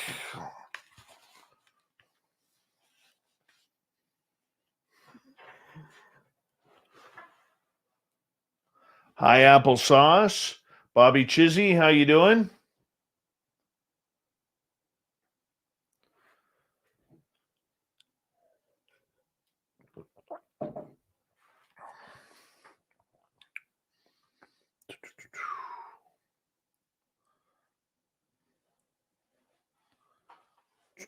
Do, do, do, do, do.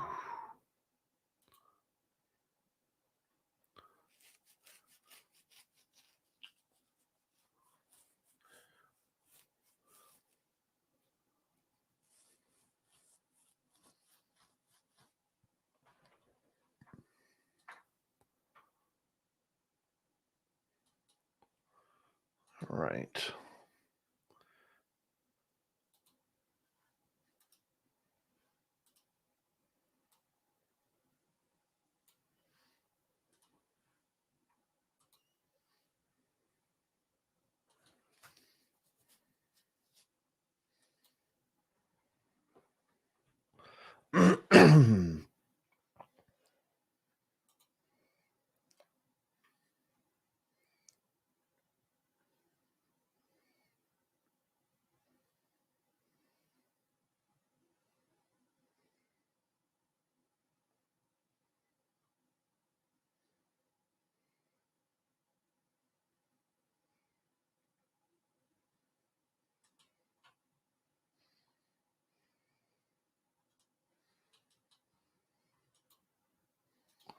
All right, we got about a minute. Thank you to VPXM and Brian for the amazing super chats tonight. We really do appreciate the love and support of Spaced Out Radio. Thank you so much. Really do appreciate it. Thank you to all our new subs that we've had recently and those who have tuned in tonight. We greatly appreciate your support. And let's see. Thank you to all our veterans out there as well as we get ready to come back from this long weekend. And Geraldine, I'll get you to unmute your microphone if you don't mind. And that would be wonderful. And yes, yeah, I'm happy. I'm happy. That's good. I'm so happy. Are you feeling okay? My anxiety is coming down. Nice. Love that. Here we go. Okay. Would you like to connect with us? Head to spacedoutradio.com for all your latest show info. Now, back to Dave Scott and SOR. Third and final hour of Spaced Out Radio is underway tonight. My name is Dave Scott. Thank you so much for taking the time to join us. We really do appreciate you tuning on in, especially those listening in on our terrestrial affiliates around North America and digitally on TalkStream Live, Revolution Radio, and KPNL. All of our archives are free. All you got to do is go to youtube.com/Spaced Out Radio. Just do old Davey the favor, hit that subscribe button. The Desert Clam has set the password for tonight in the SOR Space Travelers Club. Talaric. Talaric is your password. Use it wisely, space travelers, as the Clam sets the password each and every night right here on Spaced Out Radio. Our website is spacedoutradio.com, where we have a plethora of features for you, including rocking out to Bumblefoot and reading up on Captain Shirk's SOR Newswire.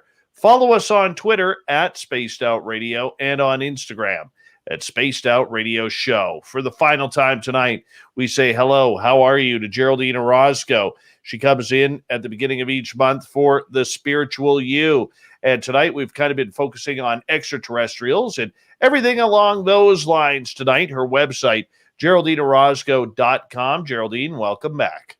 Hi. Thank you so much again. You're welcome. We're lucky to have you here. We really are. Thanks, Dave. Such a pleasure. All right. Alien Probe Master lubed up this question by saying, are you saying that aliens are different from ghosts or other stuff because they are from another dimension? That is an amazing question. So the correct answer to that is I don't know, because our understanding of dimensions is very, very limited, is just from our understanding of our own physics, unfortunately, and that will limit our understanding of how we can connect to them. However, what I have learned as a psychic, a medium, and when I can see interdimensional beings, of course, is the only thing that makes them different is this vibrational expression. However, what are ghosts? Ghosts are a fragment of a human body, from a human that has been trapped in between dimensional planes, the physical and the higher dimensions, usually the 8th, 7th, 8th, 9th dimensional plane. They're in between there. And so these beings that haven't fully processed get stuck in between dimensional planes because they die with a tremendous amount of fear. They haven't fully integrated their life force energy in the body in order to be able to enter and be a match for that tunnel of white light, or basically it's like a wormhole. It's like a vortex of light that allows that energy to create this extraction of the soul from the physical body correctly into that white light. So because of fear, because of a death that wasn't there really is such thing as a good death, as a proper death. When you have a proper death, you're able to move out of detaching from the body physically. If you die in a tremendous state of fear, oftentimes they get trapped, attached to things and people in this dimensional plane, and they begin to ghost and haunt haunt places, for example. So that is very different than an ET interdimensional from that perspective. They navigate similar realms, similar planes. It's the non physical realm. And what dimensions they are interacting with will depend on the dimensional planes that that individual entity has developed themselves to have access to. And you will have access to that information depending on how you have activated your intuition in order to connect with those aspects. What I find is that some people that only work in the in mediumship, for example, they don't want to connect to anything other than that dimensional plane. They do have to sustain a certain vibrational frequency in order to tune in to that. It's like a radio dial. You're tuning into the channel in which these beings are in this dimensional plane. Other beings that are from other, they want to connect with other dimensional planes, have to tune themselves to that as well. So I think it's part of our evolutionary process. And I believe that any person has access to all of these dimensional planes at any time. All right, let's move on to another question here. This one comes from Will. He wants to know about the alien reptilian agenda and why they hate humans with a passion. That's a very good question. However, I'd like to introduce the idea that reptilians are what we perceive. And depending on our vibrational frequency, sometimes people have very positive experiences with reptilians. They have incredibly beautiful experiences with them. So there are ranges, because we live in duality, of everything, white and dark, good and bad, positive and negative, in all races. Okay, the reptilian race, for the most part, is very much accessing specific traits that are more primal in a sense. They manage that primal energy, primal traits. We have that reptilian aspect in ourselves as well. Okay, so keep that in mind. Again, everything is united, everything is one. So it's not so much that it's a specific reptilian agenda. I think that when you get to the higher levels of these manifestations, for example, the draconians, I believe the draconians actually tend to have a little bit more of a specific agenda in which the exchange is not always as balanced. It is more parasitic in that the agendas that they have with the government, the agendas that they have with other species are not always exchanged in a proper way. So I think it's more the draconians that I would like to put attention to, that maybe play out those kind of unconscious roles. Not so much the reptilians. The reptilians, again, are descendants as much as we are descendants of the draconians. So it's an evolutionary process. There is no good or bad at the end of all of this. Makes sense. Okay, let's move on here. As Alexander is asking, can the human body activate the biomechanics and travel through dimensions without our carbon body? No, you need the body. You need the body in order to create a vessel for the transmutation, in order for fusion to occur within the body. The fusion occurs through contrast. The fusion occurs through the the contrast of whatever negative is occurring, any emotions that are created in the body. As alchemist, as master of this physical body, you change that, and the body is needed for that. And you need the physical plane. You need this human experience in the three-dimensional plane. You can't, again, be separate from the three-dimensional plane from the whole. It is a range of everything. We are all of those things at the same time. We are in the third, and we are in the 12th, 13th, whatever dimensions there may exist. We are in all of them simultaneously. So this is very much important element to our evolutionary process, and it begins here. Remember that if you don't activate and cultivate this physical body, you're never going to get to the other ones. your awareness will never be able to move and travel in those other ones as consciousness, and you will continue to embody this physical plane for a long extended amount of time, repeating patterns of experiences over and over again. So that's something that you have an option with your free will to choose not to do and to try to experience something else. Very cool. How come you need the carbon body? Why can't you go on a soul level? Oh no, you absolutely can. Absolutely. But some people think that, the human body might get in the way or it's not necessary, but it's definitely necessary. You can't access the soul level if you haven't accessed the physical body. You need to go through the physical body in order to access the soul. So the higher dimensional planes are the beginning at the heart. The heart center is the gateway into the higher dimensions: heart, throat, third eye, seventh, eighth, ninth, 10, 11, 12, 13, right? All the upper layers. So those higher dimensional planes cannot be accessed if you are still down here in the lower layers and they are completely out of balance, and that's your only perception. You have to master all of them to be able to navigate all the dimensional planes. That's the idea. That's how you access it. Um, this is just the way that our organism is created, and it's also our awareness is activated through the awareness of each dimensional plane. The more we cultivate that awareness and working on those planes, the more we can heal the body.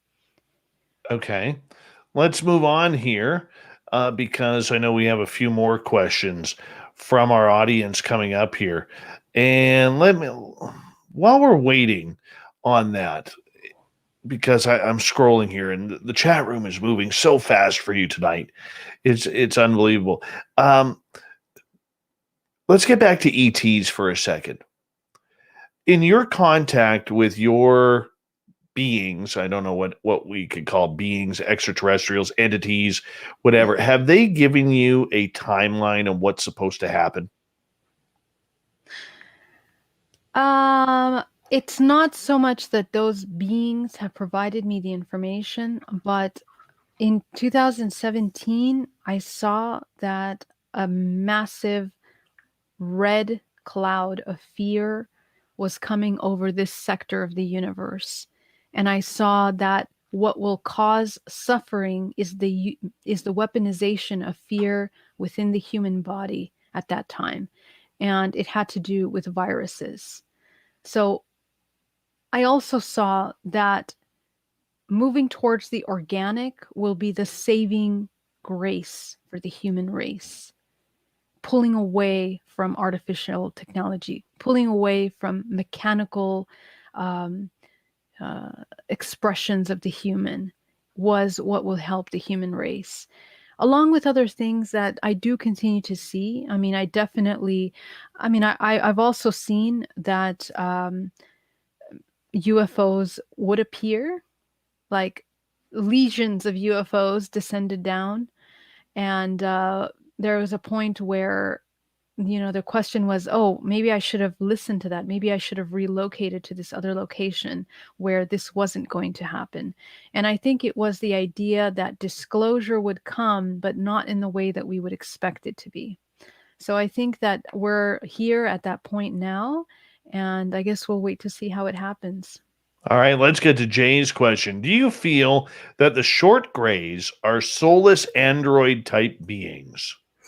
Well, our understanding of a soul is different. A soul, there are many different kinds of expressions of souls from the perspective that it's life force. Okay, so whoever is aware of their life force energy has mastery, has free will, and control over the vessel.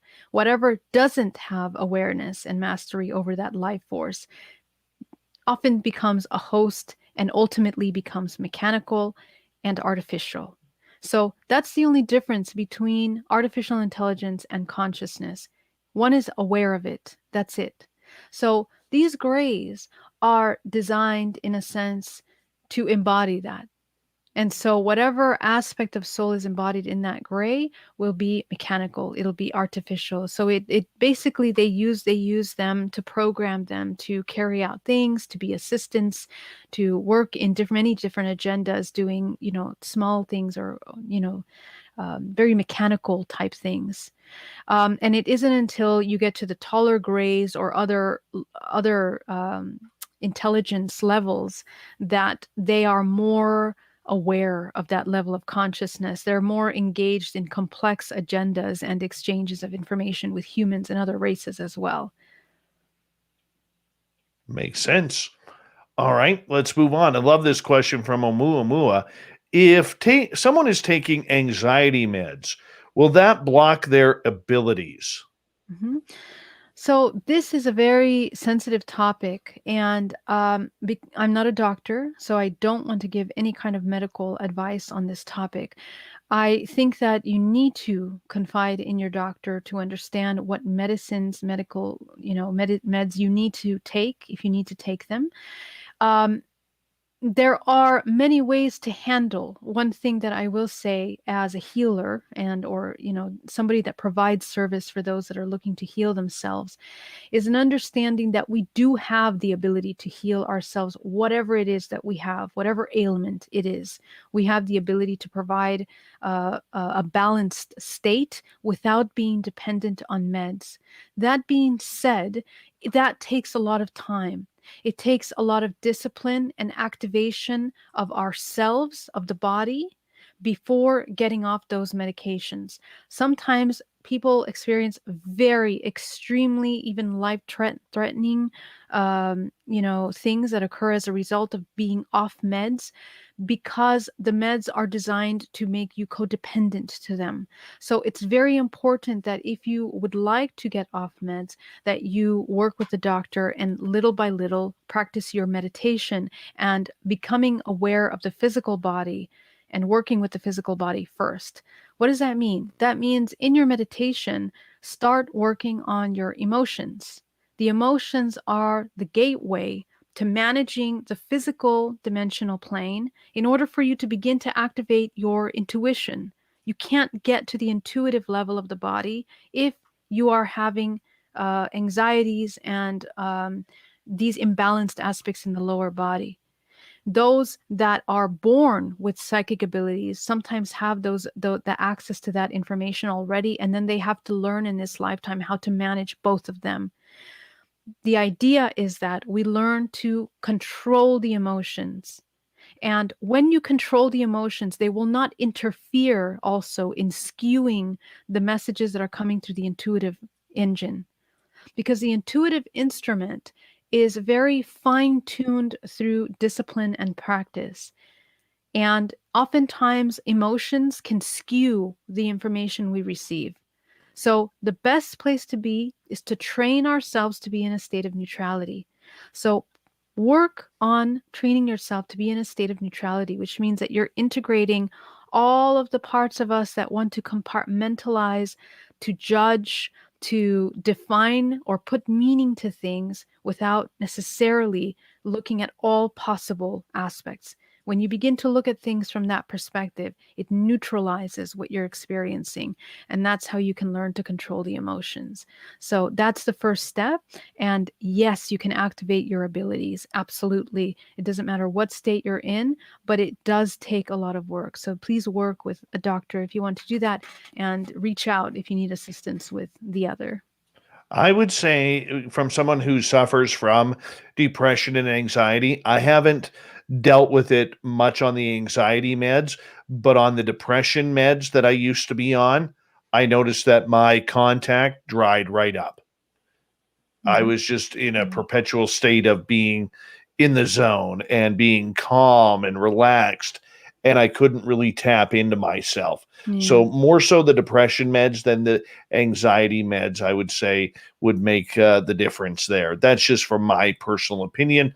Once again, not a medical practitioner or a pharmacist. All right, let's move Yeah. on here.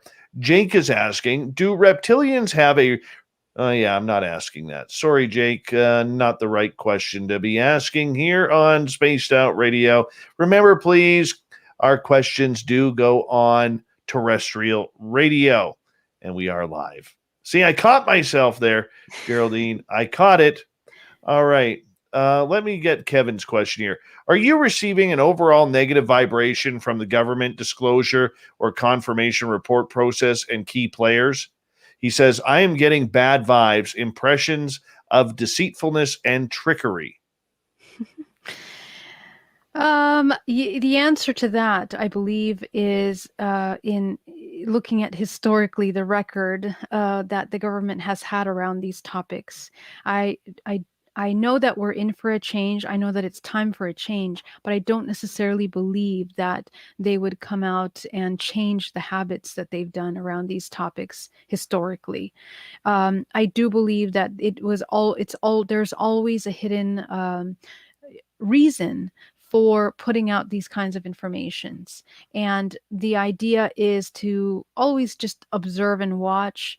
And I mean, I hate to say it, but I just feel that there is manipulation that is being utilized as this is coming out. And so the idea is that hopefully, as we receive the information, we're able to accept whatever comes and understand that that is not the defining anything. There will always be, when we look at things, sometimes it'll be said a certain way, but they mean something else. So always be open and trust your intuition because it's usually right.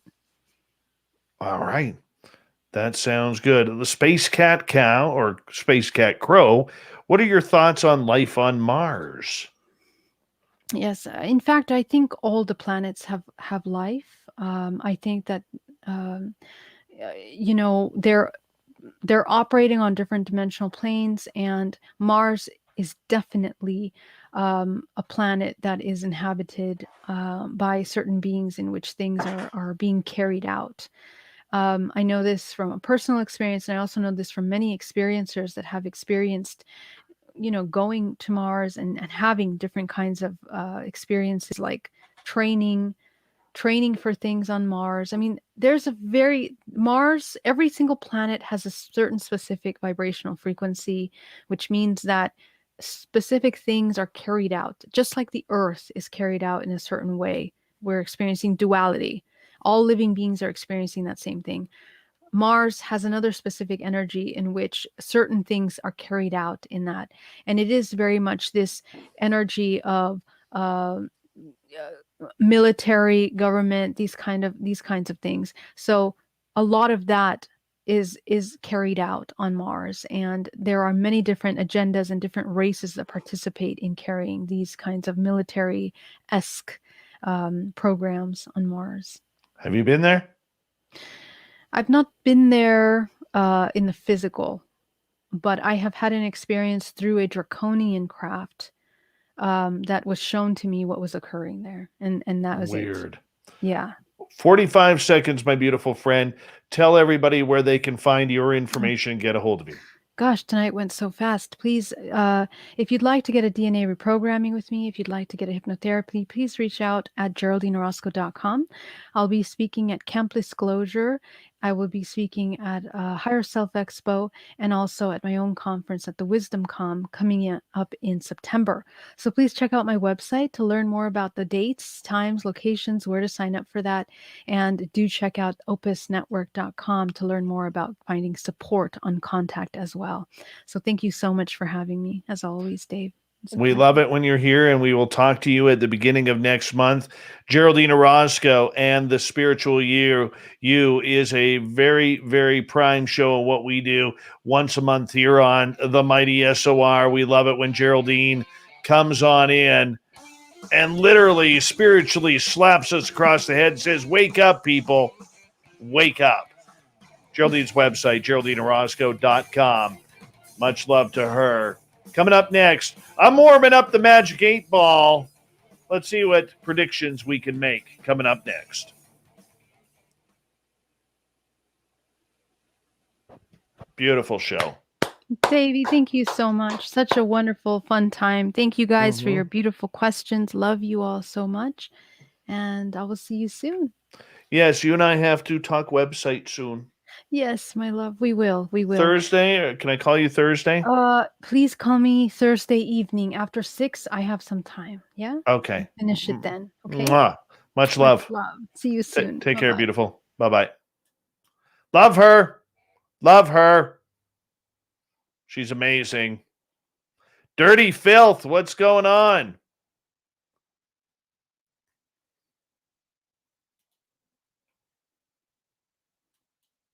I love the fact that you guys love her back. Thank you for that. Michael Lastuca, what's happening, buddy?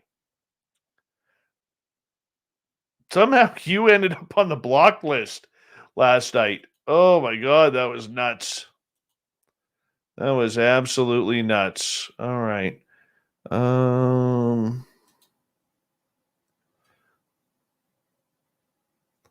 Okay, that's where it's showing all that timed out stuff. Okay. Let's see here. So how do I...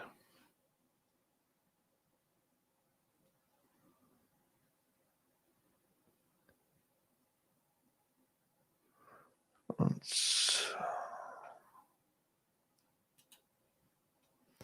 just learning this Nightbot thing.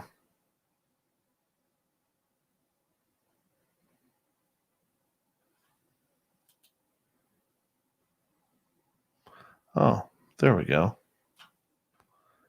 There we go. All right. There we go. We good now. We good now. Yeah, I got to trim the beard again.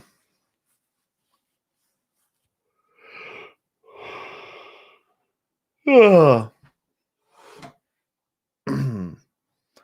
gorgeous Teresa.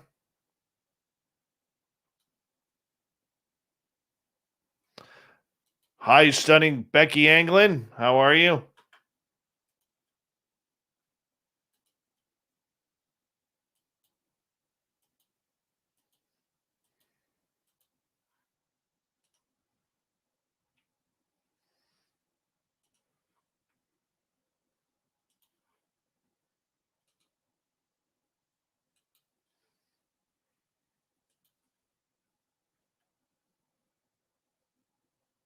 Good night, gorgeous Kira. Thanks, Ozzy Steve.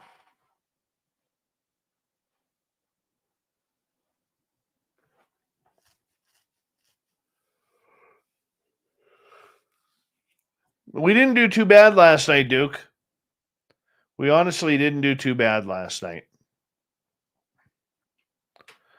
Vinster. What's happening, Vinster?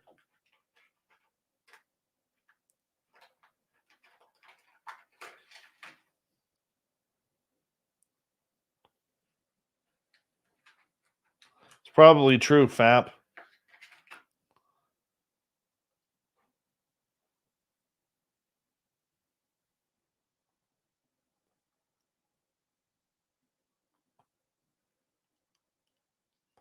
Zed and Crypto, how you doing?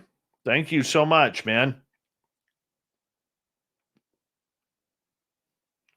I hate the fact that I'm getting hungry at this time of night.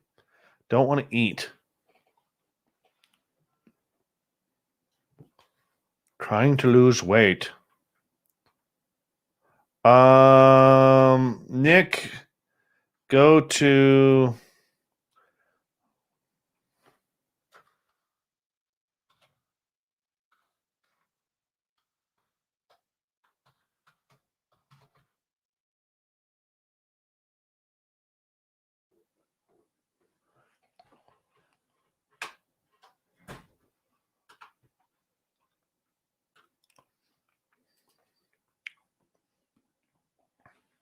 Thank you, Linda Bennett. All right. We got like 30 seconds here. Start typing your questions. Yes, no type questions in capital letters. Keep them clean because I do have terrestrial radio to worry about. And we're going to warm up the Magic 8 Ball right now.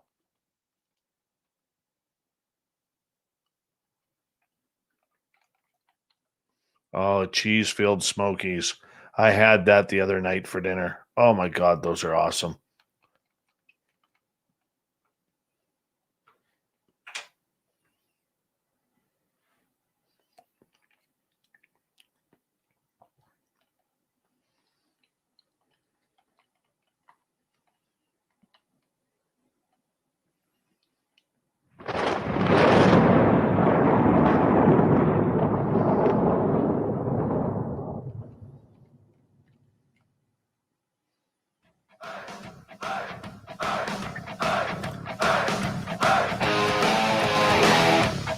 We rounded third. We're heading for home tonight on Spaced Out Radio. My name is Dave Scott. Thank you so much for taking the time to spend with us. We really do appreciate it. Want to remind you that if you missed most of this show or others, check out our free archives by going to youtube.com/Spaced Out Radio. Just do me the favor, hit that subscribe button. Our website is spacedoutradio.com, where we have a plethora of features for you, including rocking out to Bumblefoot and reading up on Captain Shirk's SOR Newswire. Follow us on Twitter at Spaced Out Radio and on Instagram at Spaced Out Radio Show. Let's get your questions ready. It's Magic 8 Ball time.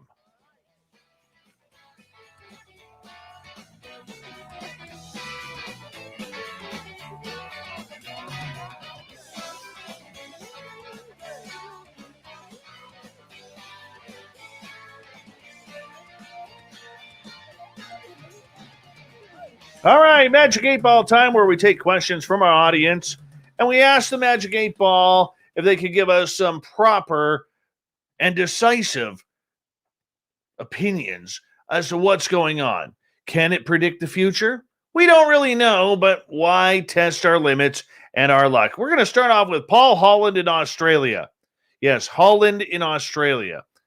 Will Klaatu and Gort visit the United Nations? Will Klaatu and Gort visit the United Nations? Let's see the magic answer. Sensors read no, Paul. Sensors read no. Magic 8 Ball's on a serious note already tonight. Don't want any Klaatu and Gort here. All right. Vinny is asking, is FAP cooler than Vinny? Is FAP cooler than Vinny? Let's see what the Magic 8 Ball has to say. Not today, Sheriff. Not today. Vinny, you are cooler than FAP today. Today only. Just today. All right. Brian Smith is asking, Magic 8 Ball, do you believe that the UAP task force report will reveal new video or radar evidence? The answer from the Magic 8 Ball is Intel looks good. Notice it used that Intel word. Oh, the Magic 8 Ball, I think, is 3 for 3 tonight. We are going to get some interesting stuff tonight or coming up. I really do believe. All right. Let's go to this one here. Polar eclipse. If I was a carpenter, would you still nail me? Who? The Magic 8 Ball? Magic 8 Ball says, as I see it, yes. The Magic 8 Ball would still nail you if you were a carpenter. We'll leave it at that. Thank you. All right, race fan. Will Dave buy a new Polaris Razor? I'm an Arctic Cat kind of guy. But the Razors are nice, especially the 1000. All right. Reply Hazy, try again. Probably because my Arctic Cat behind that wall is listening and doesn't want to hurt its feelings. That's all I'm saying. That's all I'm saying. Randy, will my fire lawsuit be worth as much as I'm hoping? Randy Spurl, battery's low. Wouldn't count on it. Wouldn't count on it. All right. All right. Let's go to Aussie Steve Spaghetti Jet. Will Elon Musk encounter aliens on Mars? Battery low. Really? You went 3 for 3 and now we're going to play the battery low game? Come on, Magic 8 Ball. You can't be out of juice already. Give us an answer here. You got to work for a living. You just don't get a free spot on my desk for nothing here. There we go. Infinitely yes. Elon Musk and SpaceX will encounter aliens on Mars. Triple Tom. Hi, Dave Scott. Will UFOs rise out of the water? Let's go here, and it is infinitely yes. Yes, we will get aliens coming out of the water. All right. Let's see here. Sandra, will she win the $70 million lottery on Friday? Sandra, I'm trying here too. Want to go halfers? Want to go halfers, Sandra? Sandra, your chances of winning, it is decidedly so. You are going to be $70 million richer from the lottery on Friday. 70 million. Just don't forget about Davey here, okay? Don't forget about Davey. All right. Let's go to Vinny. And that is, will Geraldine marry me if I ask? Don't count on it. Seriously. That's what it says. I don't know if you can read that or not, but it says don't count on it, Vin. There you go. There's a clear photo of it. All right. Sorry, Vin. Becky, the lovely and talented Becky Anglin. Dave asked the 8 Ball if the June UAP report will be worth the wait. And reply hazy. Try again. All right, we're going to try again. Come on, Magic 8 Ball. We need to know about these aliens coming up here. Or pardon me, UAP. Ask again later, Becky. It's still hazy on what's coming out. I think that's a pretty accurate answer, and I'll tell you why. It's accurate because there's still the faction out there that is trying to delay the report. Yes. Got to delay the report. Lou Elizondo thinks it could be delayed. He'd like to see it delayed. However, we don't know. If it goes through, we'll see what happens. So I agree with the Magic 8 Ball. I would say that's an accurate answer. All right, Conflict Radio Official is asking, is the moon a spaceship that has been left here? Weird. Gives me a shape. All systems go. The moon's a spaceship. Yep. All right. Nicola, is Elon Musk an alien? Well, he is Canadian. He is American. He is South African. But is he an alien? Levels are positive. Levels are positive. Good. All right.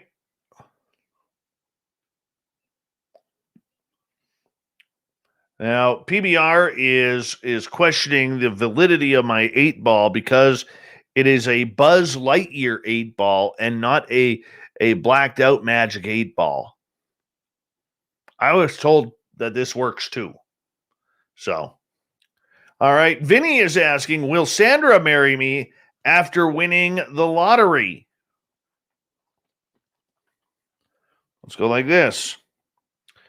You may rely on it. However, I don't think that that's going to work. I just don't. Oumuamua is asking, is my dog an alien?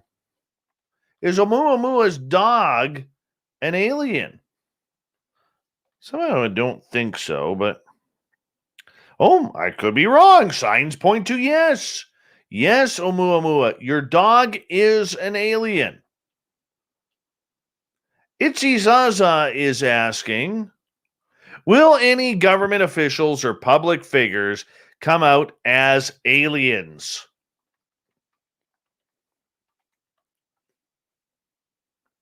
Reply hazy, try again. That one I think is an accurate answer, and I'll tell you why. I think it's accurate because right now we don't know.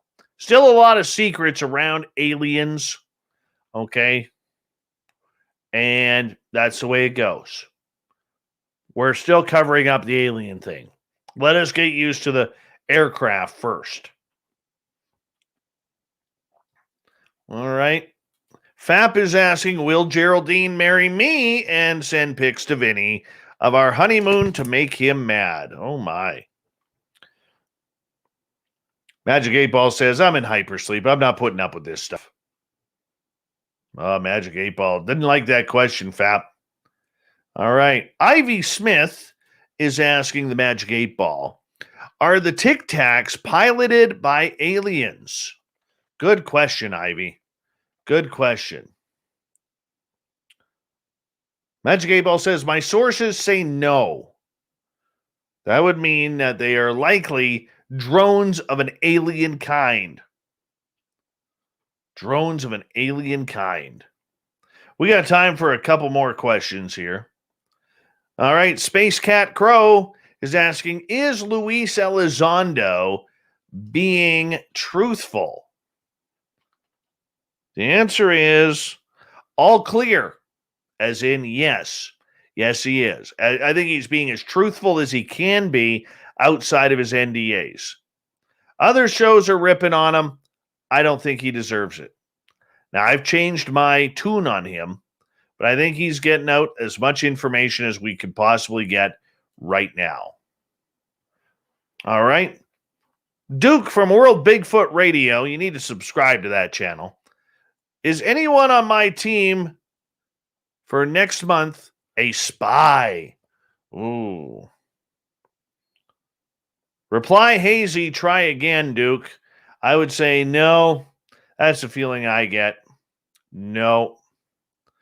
Randy is asking, will Dave find a better Bigfoot gifting spot? I hope so. I really hope so. And the answer is, well, there's bubbly in there. Hold on. It's hazy. Trying here, people. My sources say no. My sources say no. No, we will not get another piece of the puzzle there. No, just won't. Thank you to everybody participating in the Thought of the Dave. Let's get to the news here. Or that's Magic 8 Ball. Thought of the Dave coming up. Here's the news.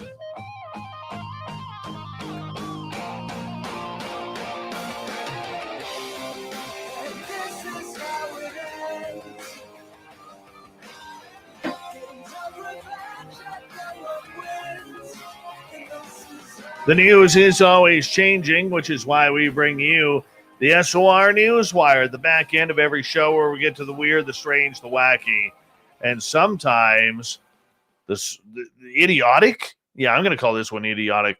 Footage showing a man bravely facing shark-infested waters to save a small injured bird from the sea predators has gone viral and touched viewers across the world. A bold crew member who was working aboard a luxury yacht in the Maldives realized the small bird was in distress and braved the sharks and the intense ocean currents to get the animal back on land. A video taken by Jalil Nayafov, a local filmmaker and conservationist, captured the crew member returning to his boat after successfully saving the Australian zebra finch. Holding the bird high in the air in his right hand, he swims back to the yacht with his other free hand as 2 6-foot sharks are seen circling the clear water. The man safely makes it back to the boat, but hands off the frightened bird to a man on board before climbing the ladder to get out of the shark's line of vision. The video ends with a close-up of the zebra finch, and which looks around but appears to be unharmed by any of the sharks. Still dumb. Don't need to be jumping into the water when there's sharks around, especially for a little bird. At least that's my opinion. And either way, this guy's getting the, oh, how cute. Thank you for saving the birds. You're so brave. Congratulations. Yeah, that took balls and stupidity. Let's just be honest. Moving on here. Well, this one's a close one. Earthlings often get nervous about asteroids careening towards the planet, such as the case this week as headlines trumpet the danger of a potentially hazardous asteroid the size of the Space Needle in Seattle, along with 4 other space rocks. Fortunately for the worrywarts out there, and unfortunately for the nihilists around the world, the latest crop of near-Earth objects are not a threat to ending life as we know it on this planet. The next 5 asteroid appearances, noted on NASA's Jet Propulsion Laboratory website, include rocks ranging from the size of a small house to that of London St. Paul Cathedral, but their approaches are near or on an entirely different scale than one might think or be familiar with. The biggest asteroid, known as 2021 KT1, is expected to pass within 4.6 million miles, just missing us of Earth, posing no risk whatsoever. For comparison, the moon is about 239,000 miles away. Let us continue. Beware the ninth hole at this golf course in Georgia. A southern Georgia man found out the hard way recently when he was making a putt on the local golf course's ninth hole when he was attacked by a massive swan from behind. Yeah, this thing tried to go all Iron Sheik on him. Didn't seem to work. There's an entire video of the incident posted on Instagram. Right after John Walters sank the putt, the animal started biting at his backside and his legs. Walters yelling, "Ow, ow, hey, I made the putt, damn it." But the bird wasn't satisfied with him making the putt and started chasing him around the green. And his friend, instead of helping old John, decided that he would pull out the old cell phone, film it, and laugh his butt off while his buddy is trying to get away from the swan. Swans are big. They are very big. They got them long necks, too. Walter's daughter says that the swan reportedly lives nearby in a pond and is known for being aggressively possessive. No kidding. Scary incident up on the International Space Station. A robotic arm located outside the ISS was officially hit by an orbital debris, but it's still functional. The impact on the Canadarm2, first noticed by NASA and the Canadian Space Agency during a routine inspection on May 12th, punched a hole in the arm boom and its thermal blanket. Despite the impact, results of the ongoing analysis indicate that the arm's performance remains unaffected. While the exact object responsible for this damage is unknown, it's them space elves. That's what it is, space elves. The space station is at risk of impact from objects too small to be tracked as it orbits Earth from 220 nautical miles away.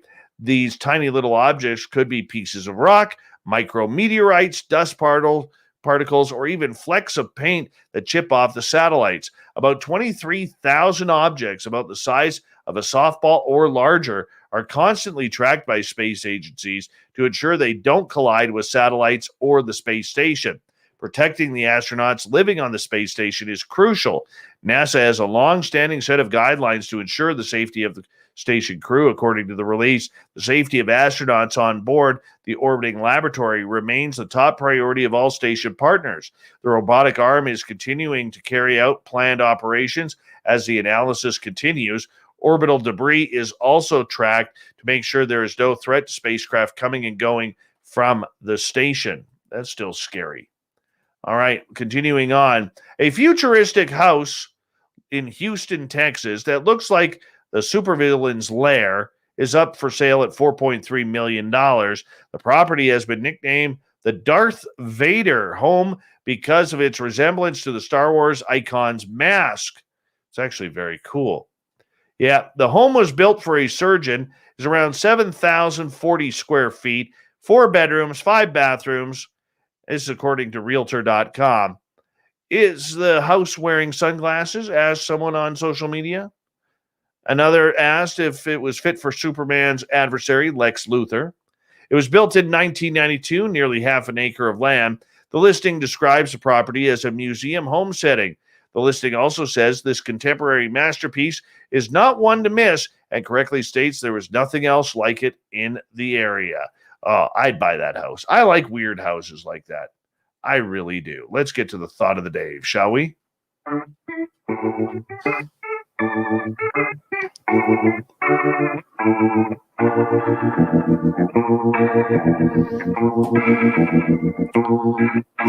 Thought of the Knave happens every night at this time, where we ask a question on our Facebook and Twitter pages, then read your responses on the air because we love the audience participation around here. Today's Thought of the Knave is as follows. When do you think the aliens will be brought into the UFO conversation publicly? Let's start with Mark in Australia. When we dragged them by the hair, kicking and screaming across the line. Stetson John. Not sure what year, but I bet you anything it's around Thanksgiving with all the new Peanuts special. Okay. Gary Voorhees. He was on the Nimitz. Woo, a beaded wonder. We just got the government to admit about UAP. Don't get greedy now, Dave. All right, Gary. We'll see you in a couple of weeks when you're on the show. Paul, Once UFOs are admitted to be off-world, the agenda will move to show us the bodies, habeas corpus, unless our overlord archons decide to show themselves. God of Thunder, otherwise known as Canadian Joe around these parts, if aliens do in fact exist, if and when they decide it's time to disclose their existence. Let's go to Craig. October. Joseph, otherwise known as Jurassic Joey, 1 to 3 years, depending on what is said in June. Nick, never, because they will never tell us the truth about UFOs. All fake news. Oh, that's not very positive. Let's see. Let's go to Joshua. Probably not long after the June 25th report.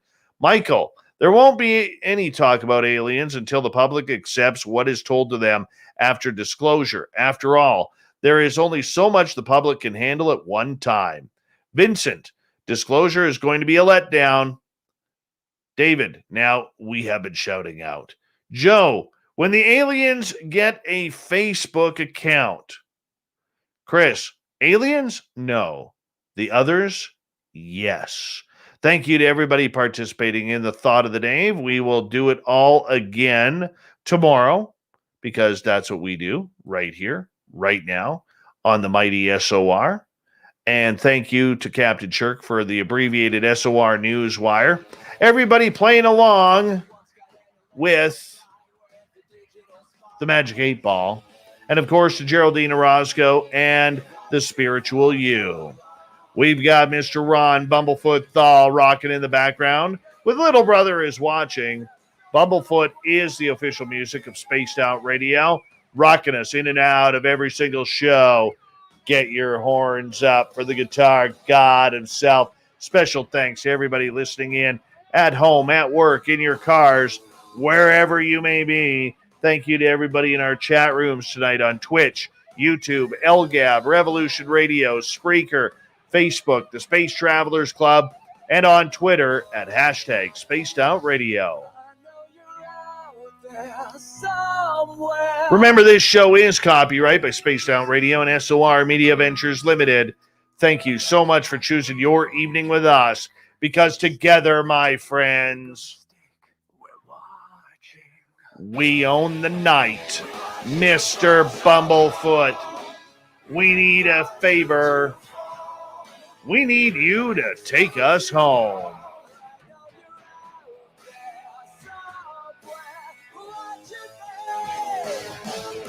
Yes, the Woo train has docked for the night. But soon, my friends, we shall ride again. Your seats are always available. Your tickets never expire. And if you want to bring a friend, we've got room for them too. Good night.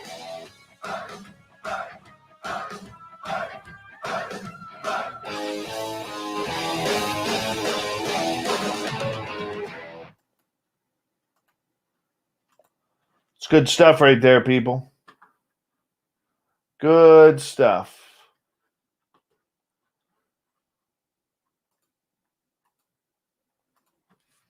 Good stuff.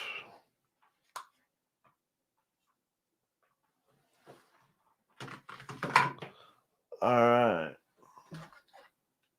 There we go. Close that off.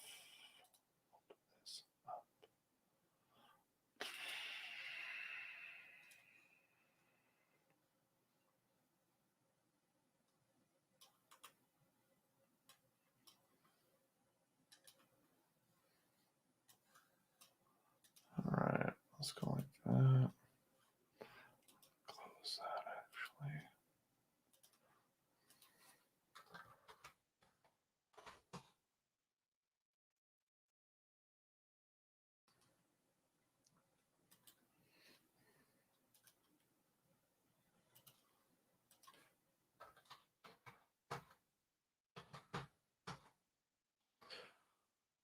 Right.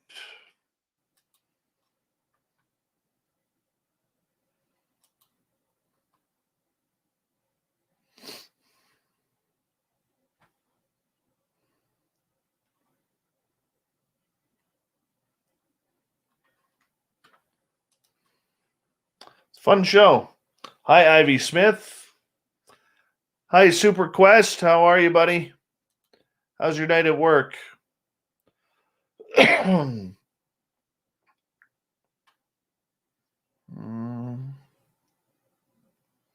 would like to go to the USA. You can kidnap me for that.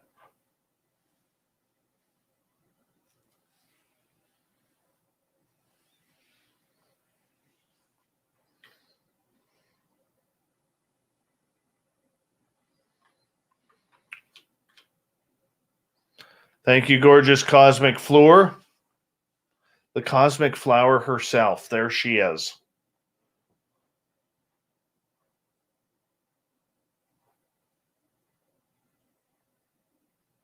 Thank you, the Ronald Penton. The Ronald Penton. There he is, everyone. The Ronald Penton.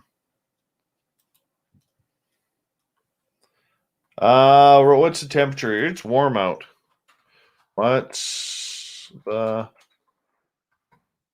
Right now, it is 17 degrees Celsius, 63 degrees Fahrenheit. Tomorrow's supposed to see a high of 83. And so what's 83? That would be a high of 28 degrees Celsius. Perfect.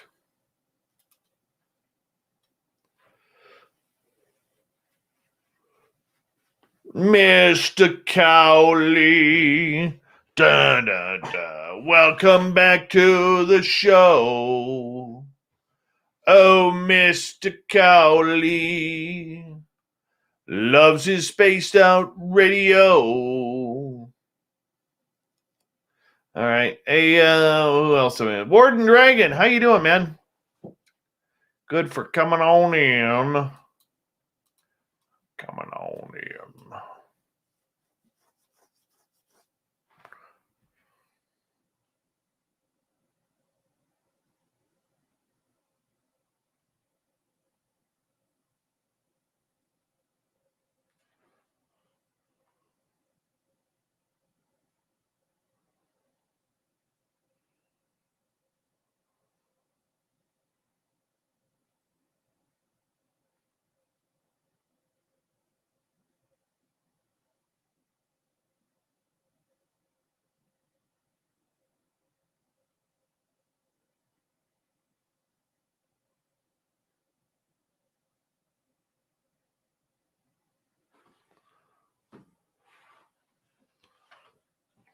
All right.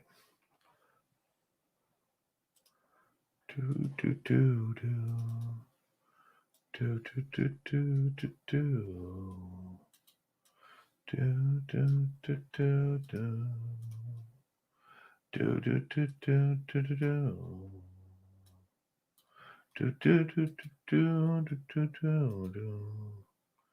Do, do, do, do, do, do.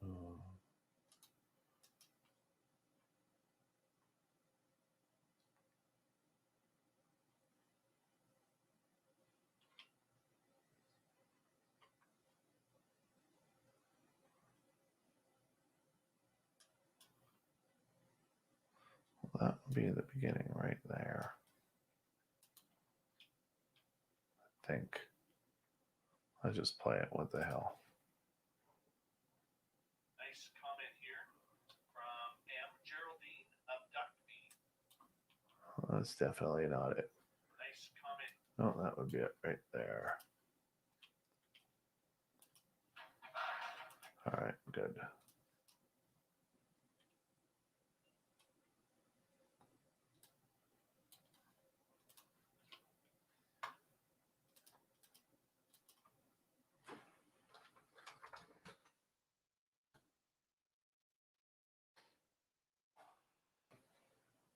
Thank you, Ivy. Oh, it's beautiful out. As soon as I'm done this, I'm going to go outside and see if it's clear enough to go look outside for some satellites or some aliens. I'd love to see another black triangle.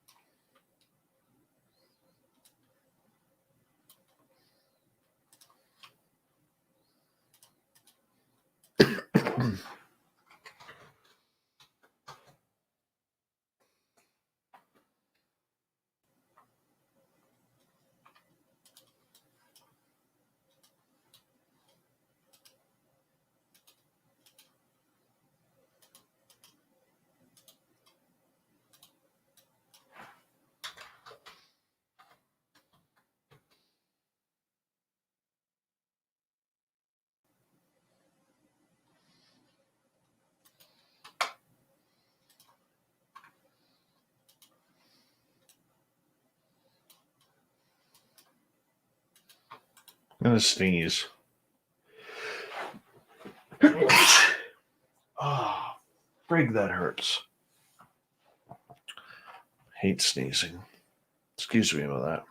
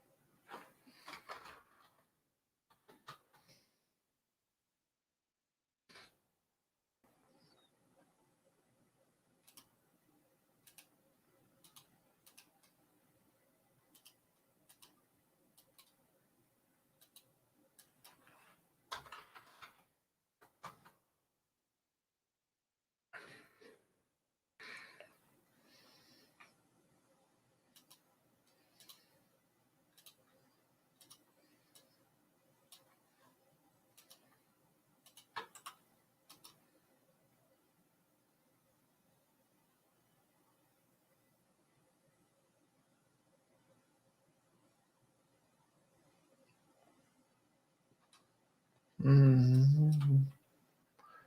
Mm-hmm.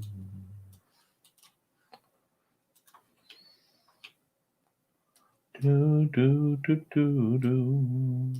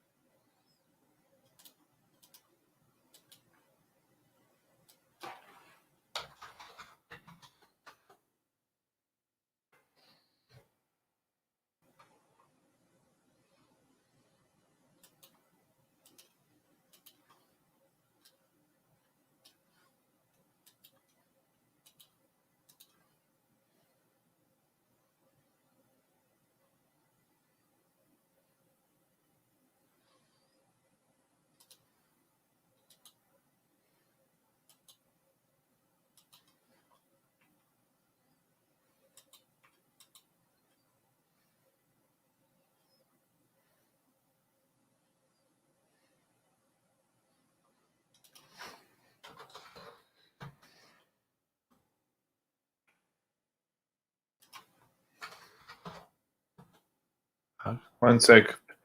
Both.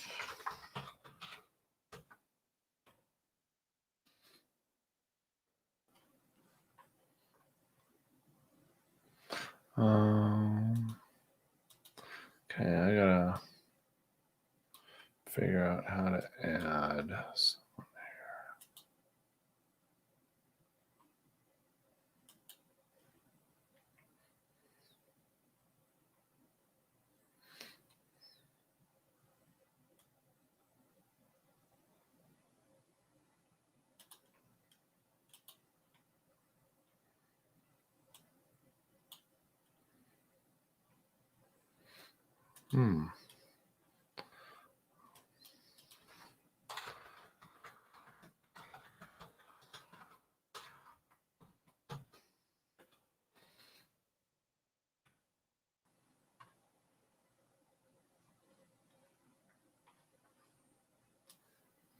Hold on, let me do this quickly.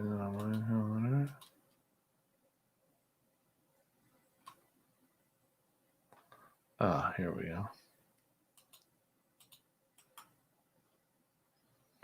My calendar, hover over the calendar you want to share.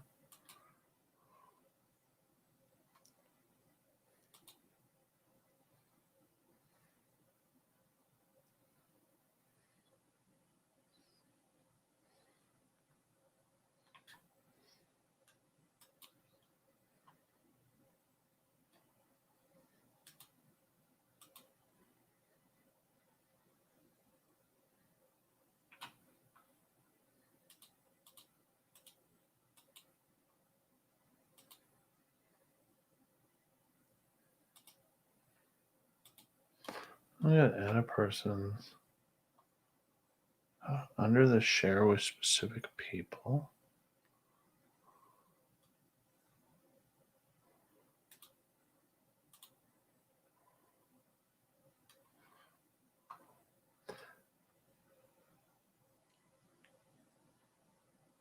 Okay. Hey, Filth, I'll have to work on this. I'll call you tomorrow about this. Okay? Because I have some thoughts on this. Which one am I working on? I'm working on number 5. Okay.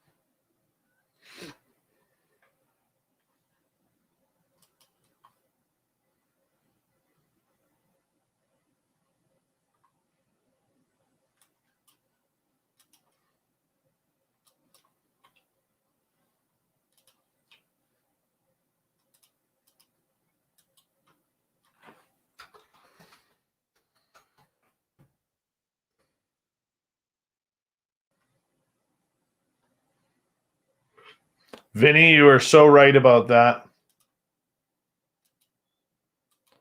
So right about that.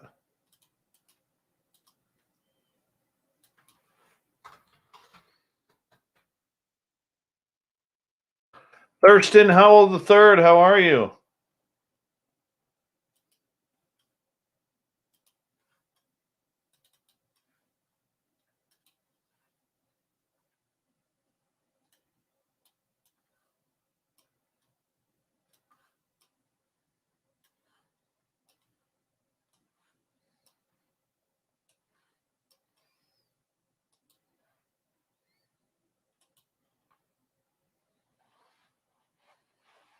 All right, I'll be right back.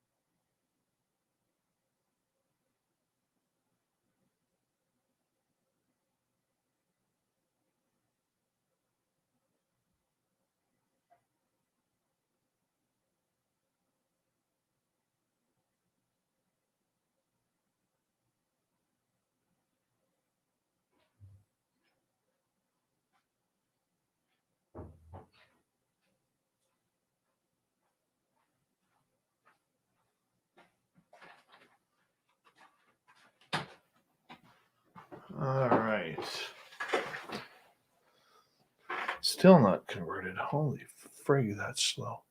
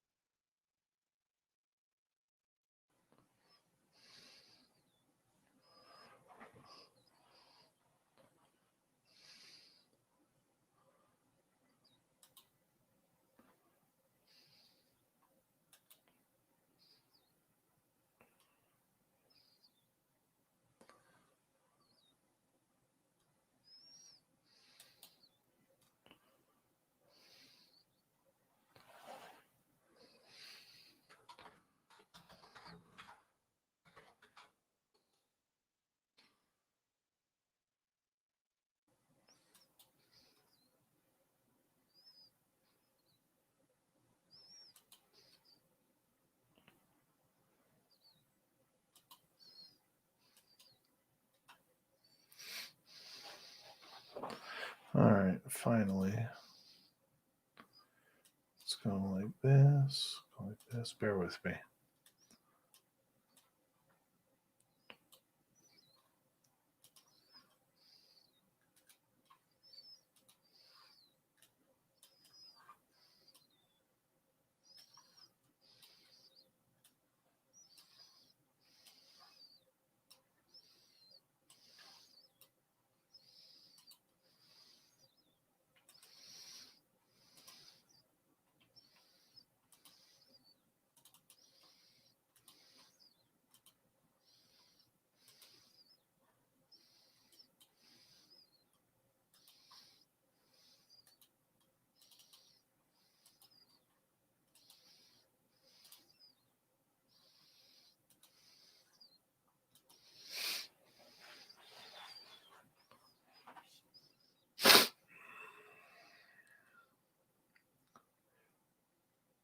Are you going to MegaCon, Jennifer? Because make sure you do me a favor and give Nicole Sackich a big hug. She speaks on Monday, I believe.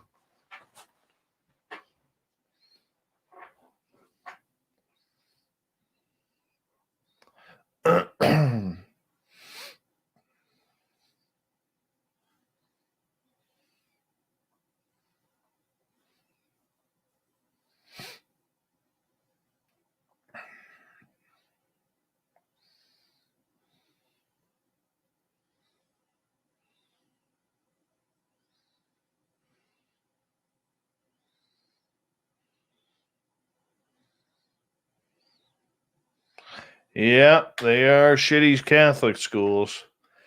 Yeah, that would be wonderful, Jennifer. I would appreciate that.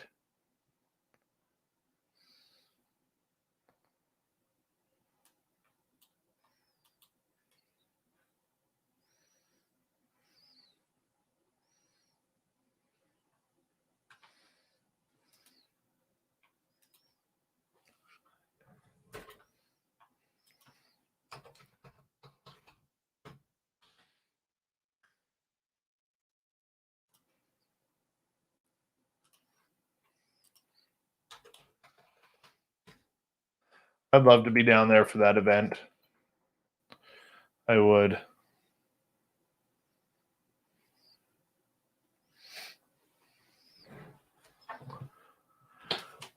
Oh.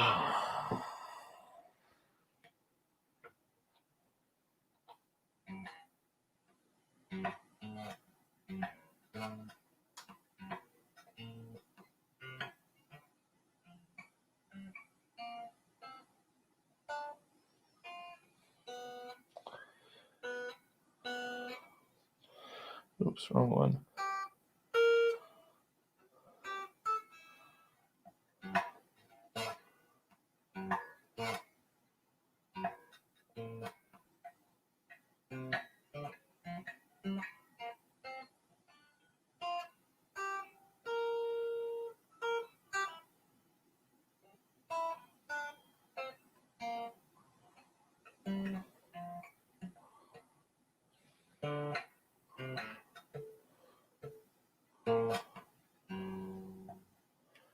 I'm practicing my lessons.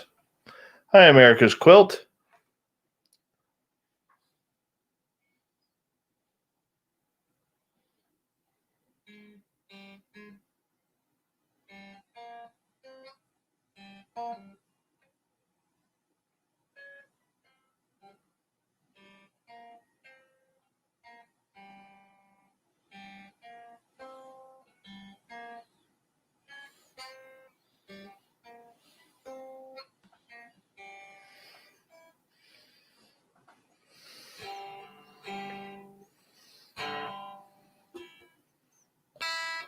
Oh, Joe, that's a tough question, man.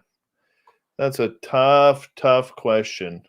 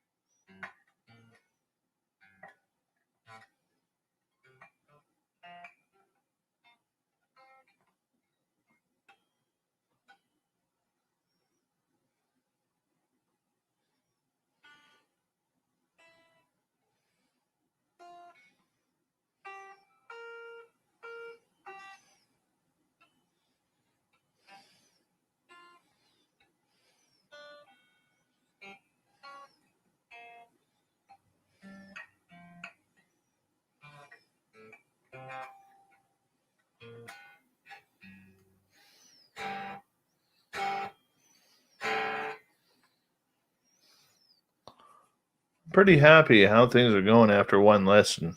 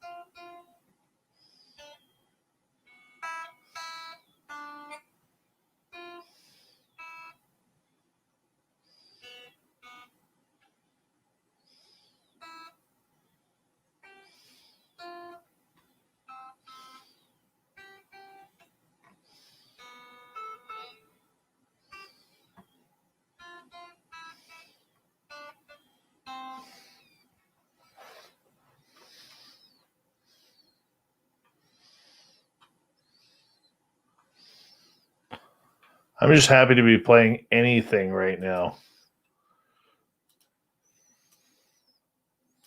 To be blunt, I'm okay with that. I'll take a little twinkle, twinkle, little star. It's a start. I'm okay with that.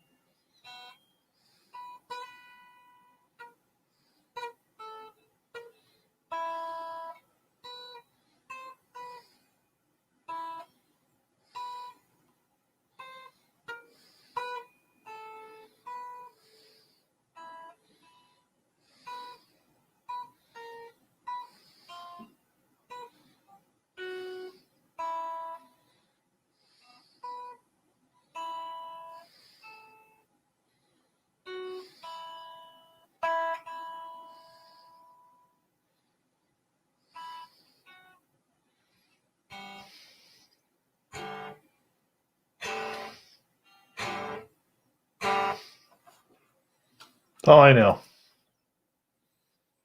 All right, that was quick.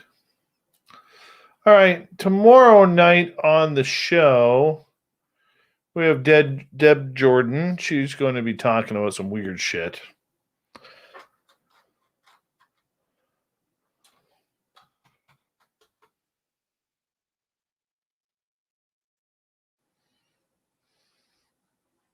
Thank you to Will. Thank you to VPXM. Thank you to Brian for the super chats tonight. Really do appreciate it. Big thank you to all of you tuning us in, all of our new subscribers, those who are putting up with my shitty but learning guitar, as I know I suck, but I've only taken one lesson. I'm pretty happy so far. And appreciate each and every one of you. Thank you to everybody in our chat room tonight.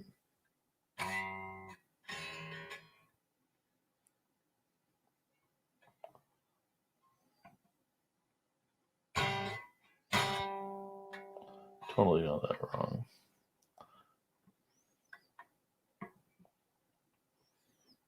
But either way, let's see you all tomorrow. Thank you for coming on in. I'm going to go to bed here. I'm hungry. I'm going to go stare up at the stars too, see if I can see a UFO or something. But you have a great night. We love each and every one of you. Take care.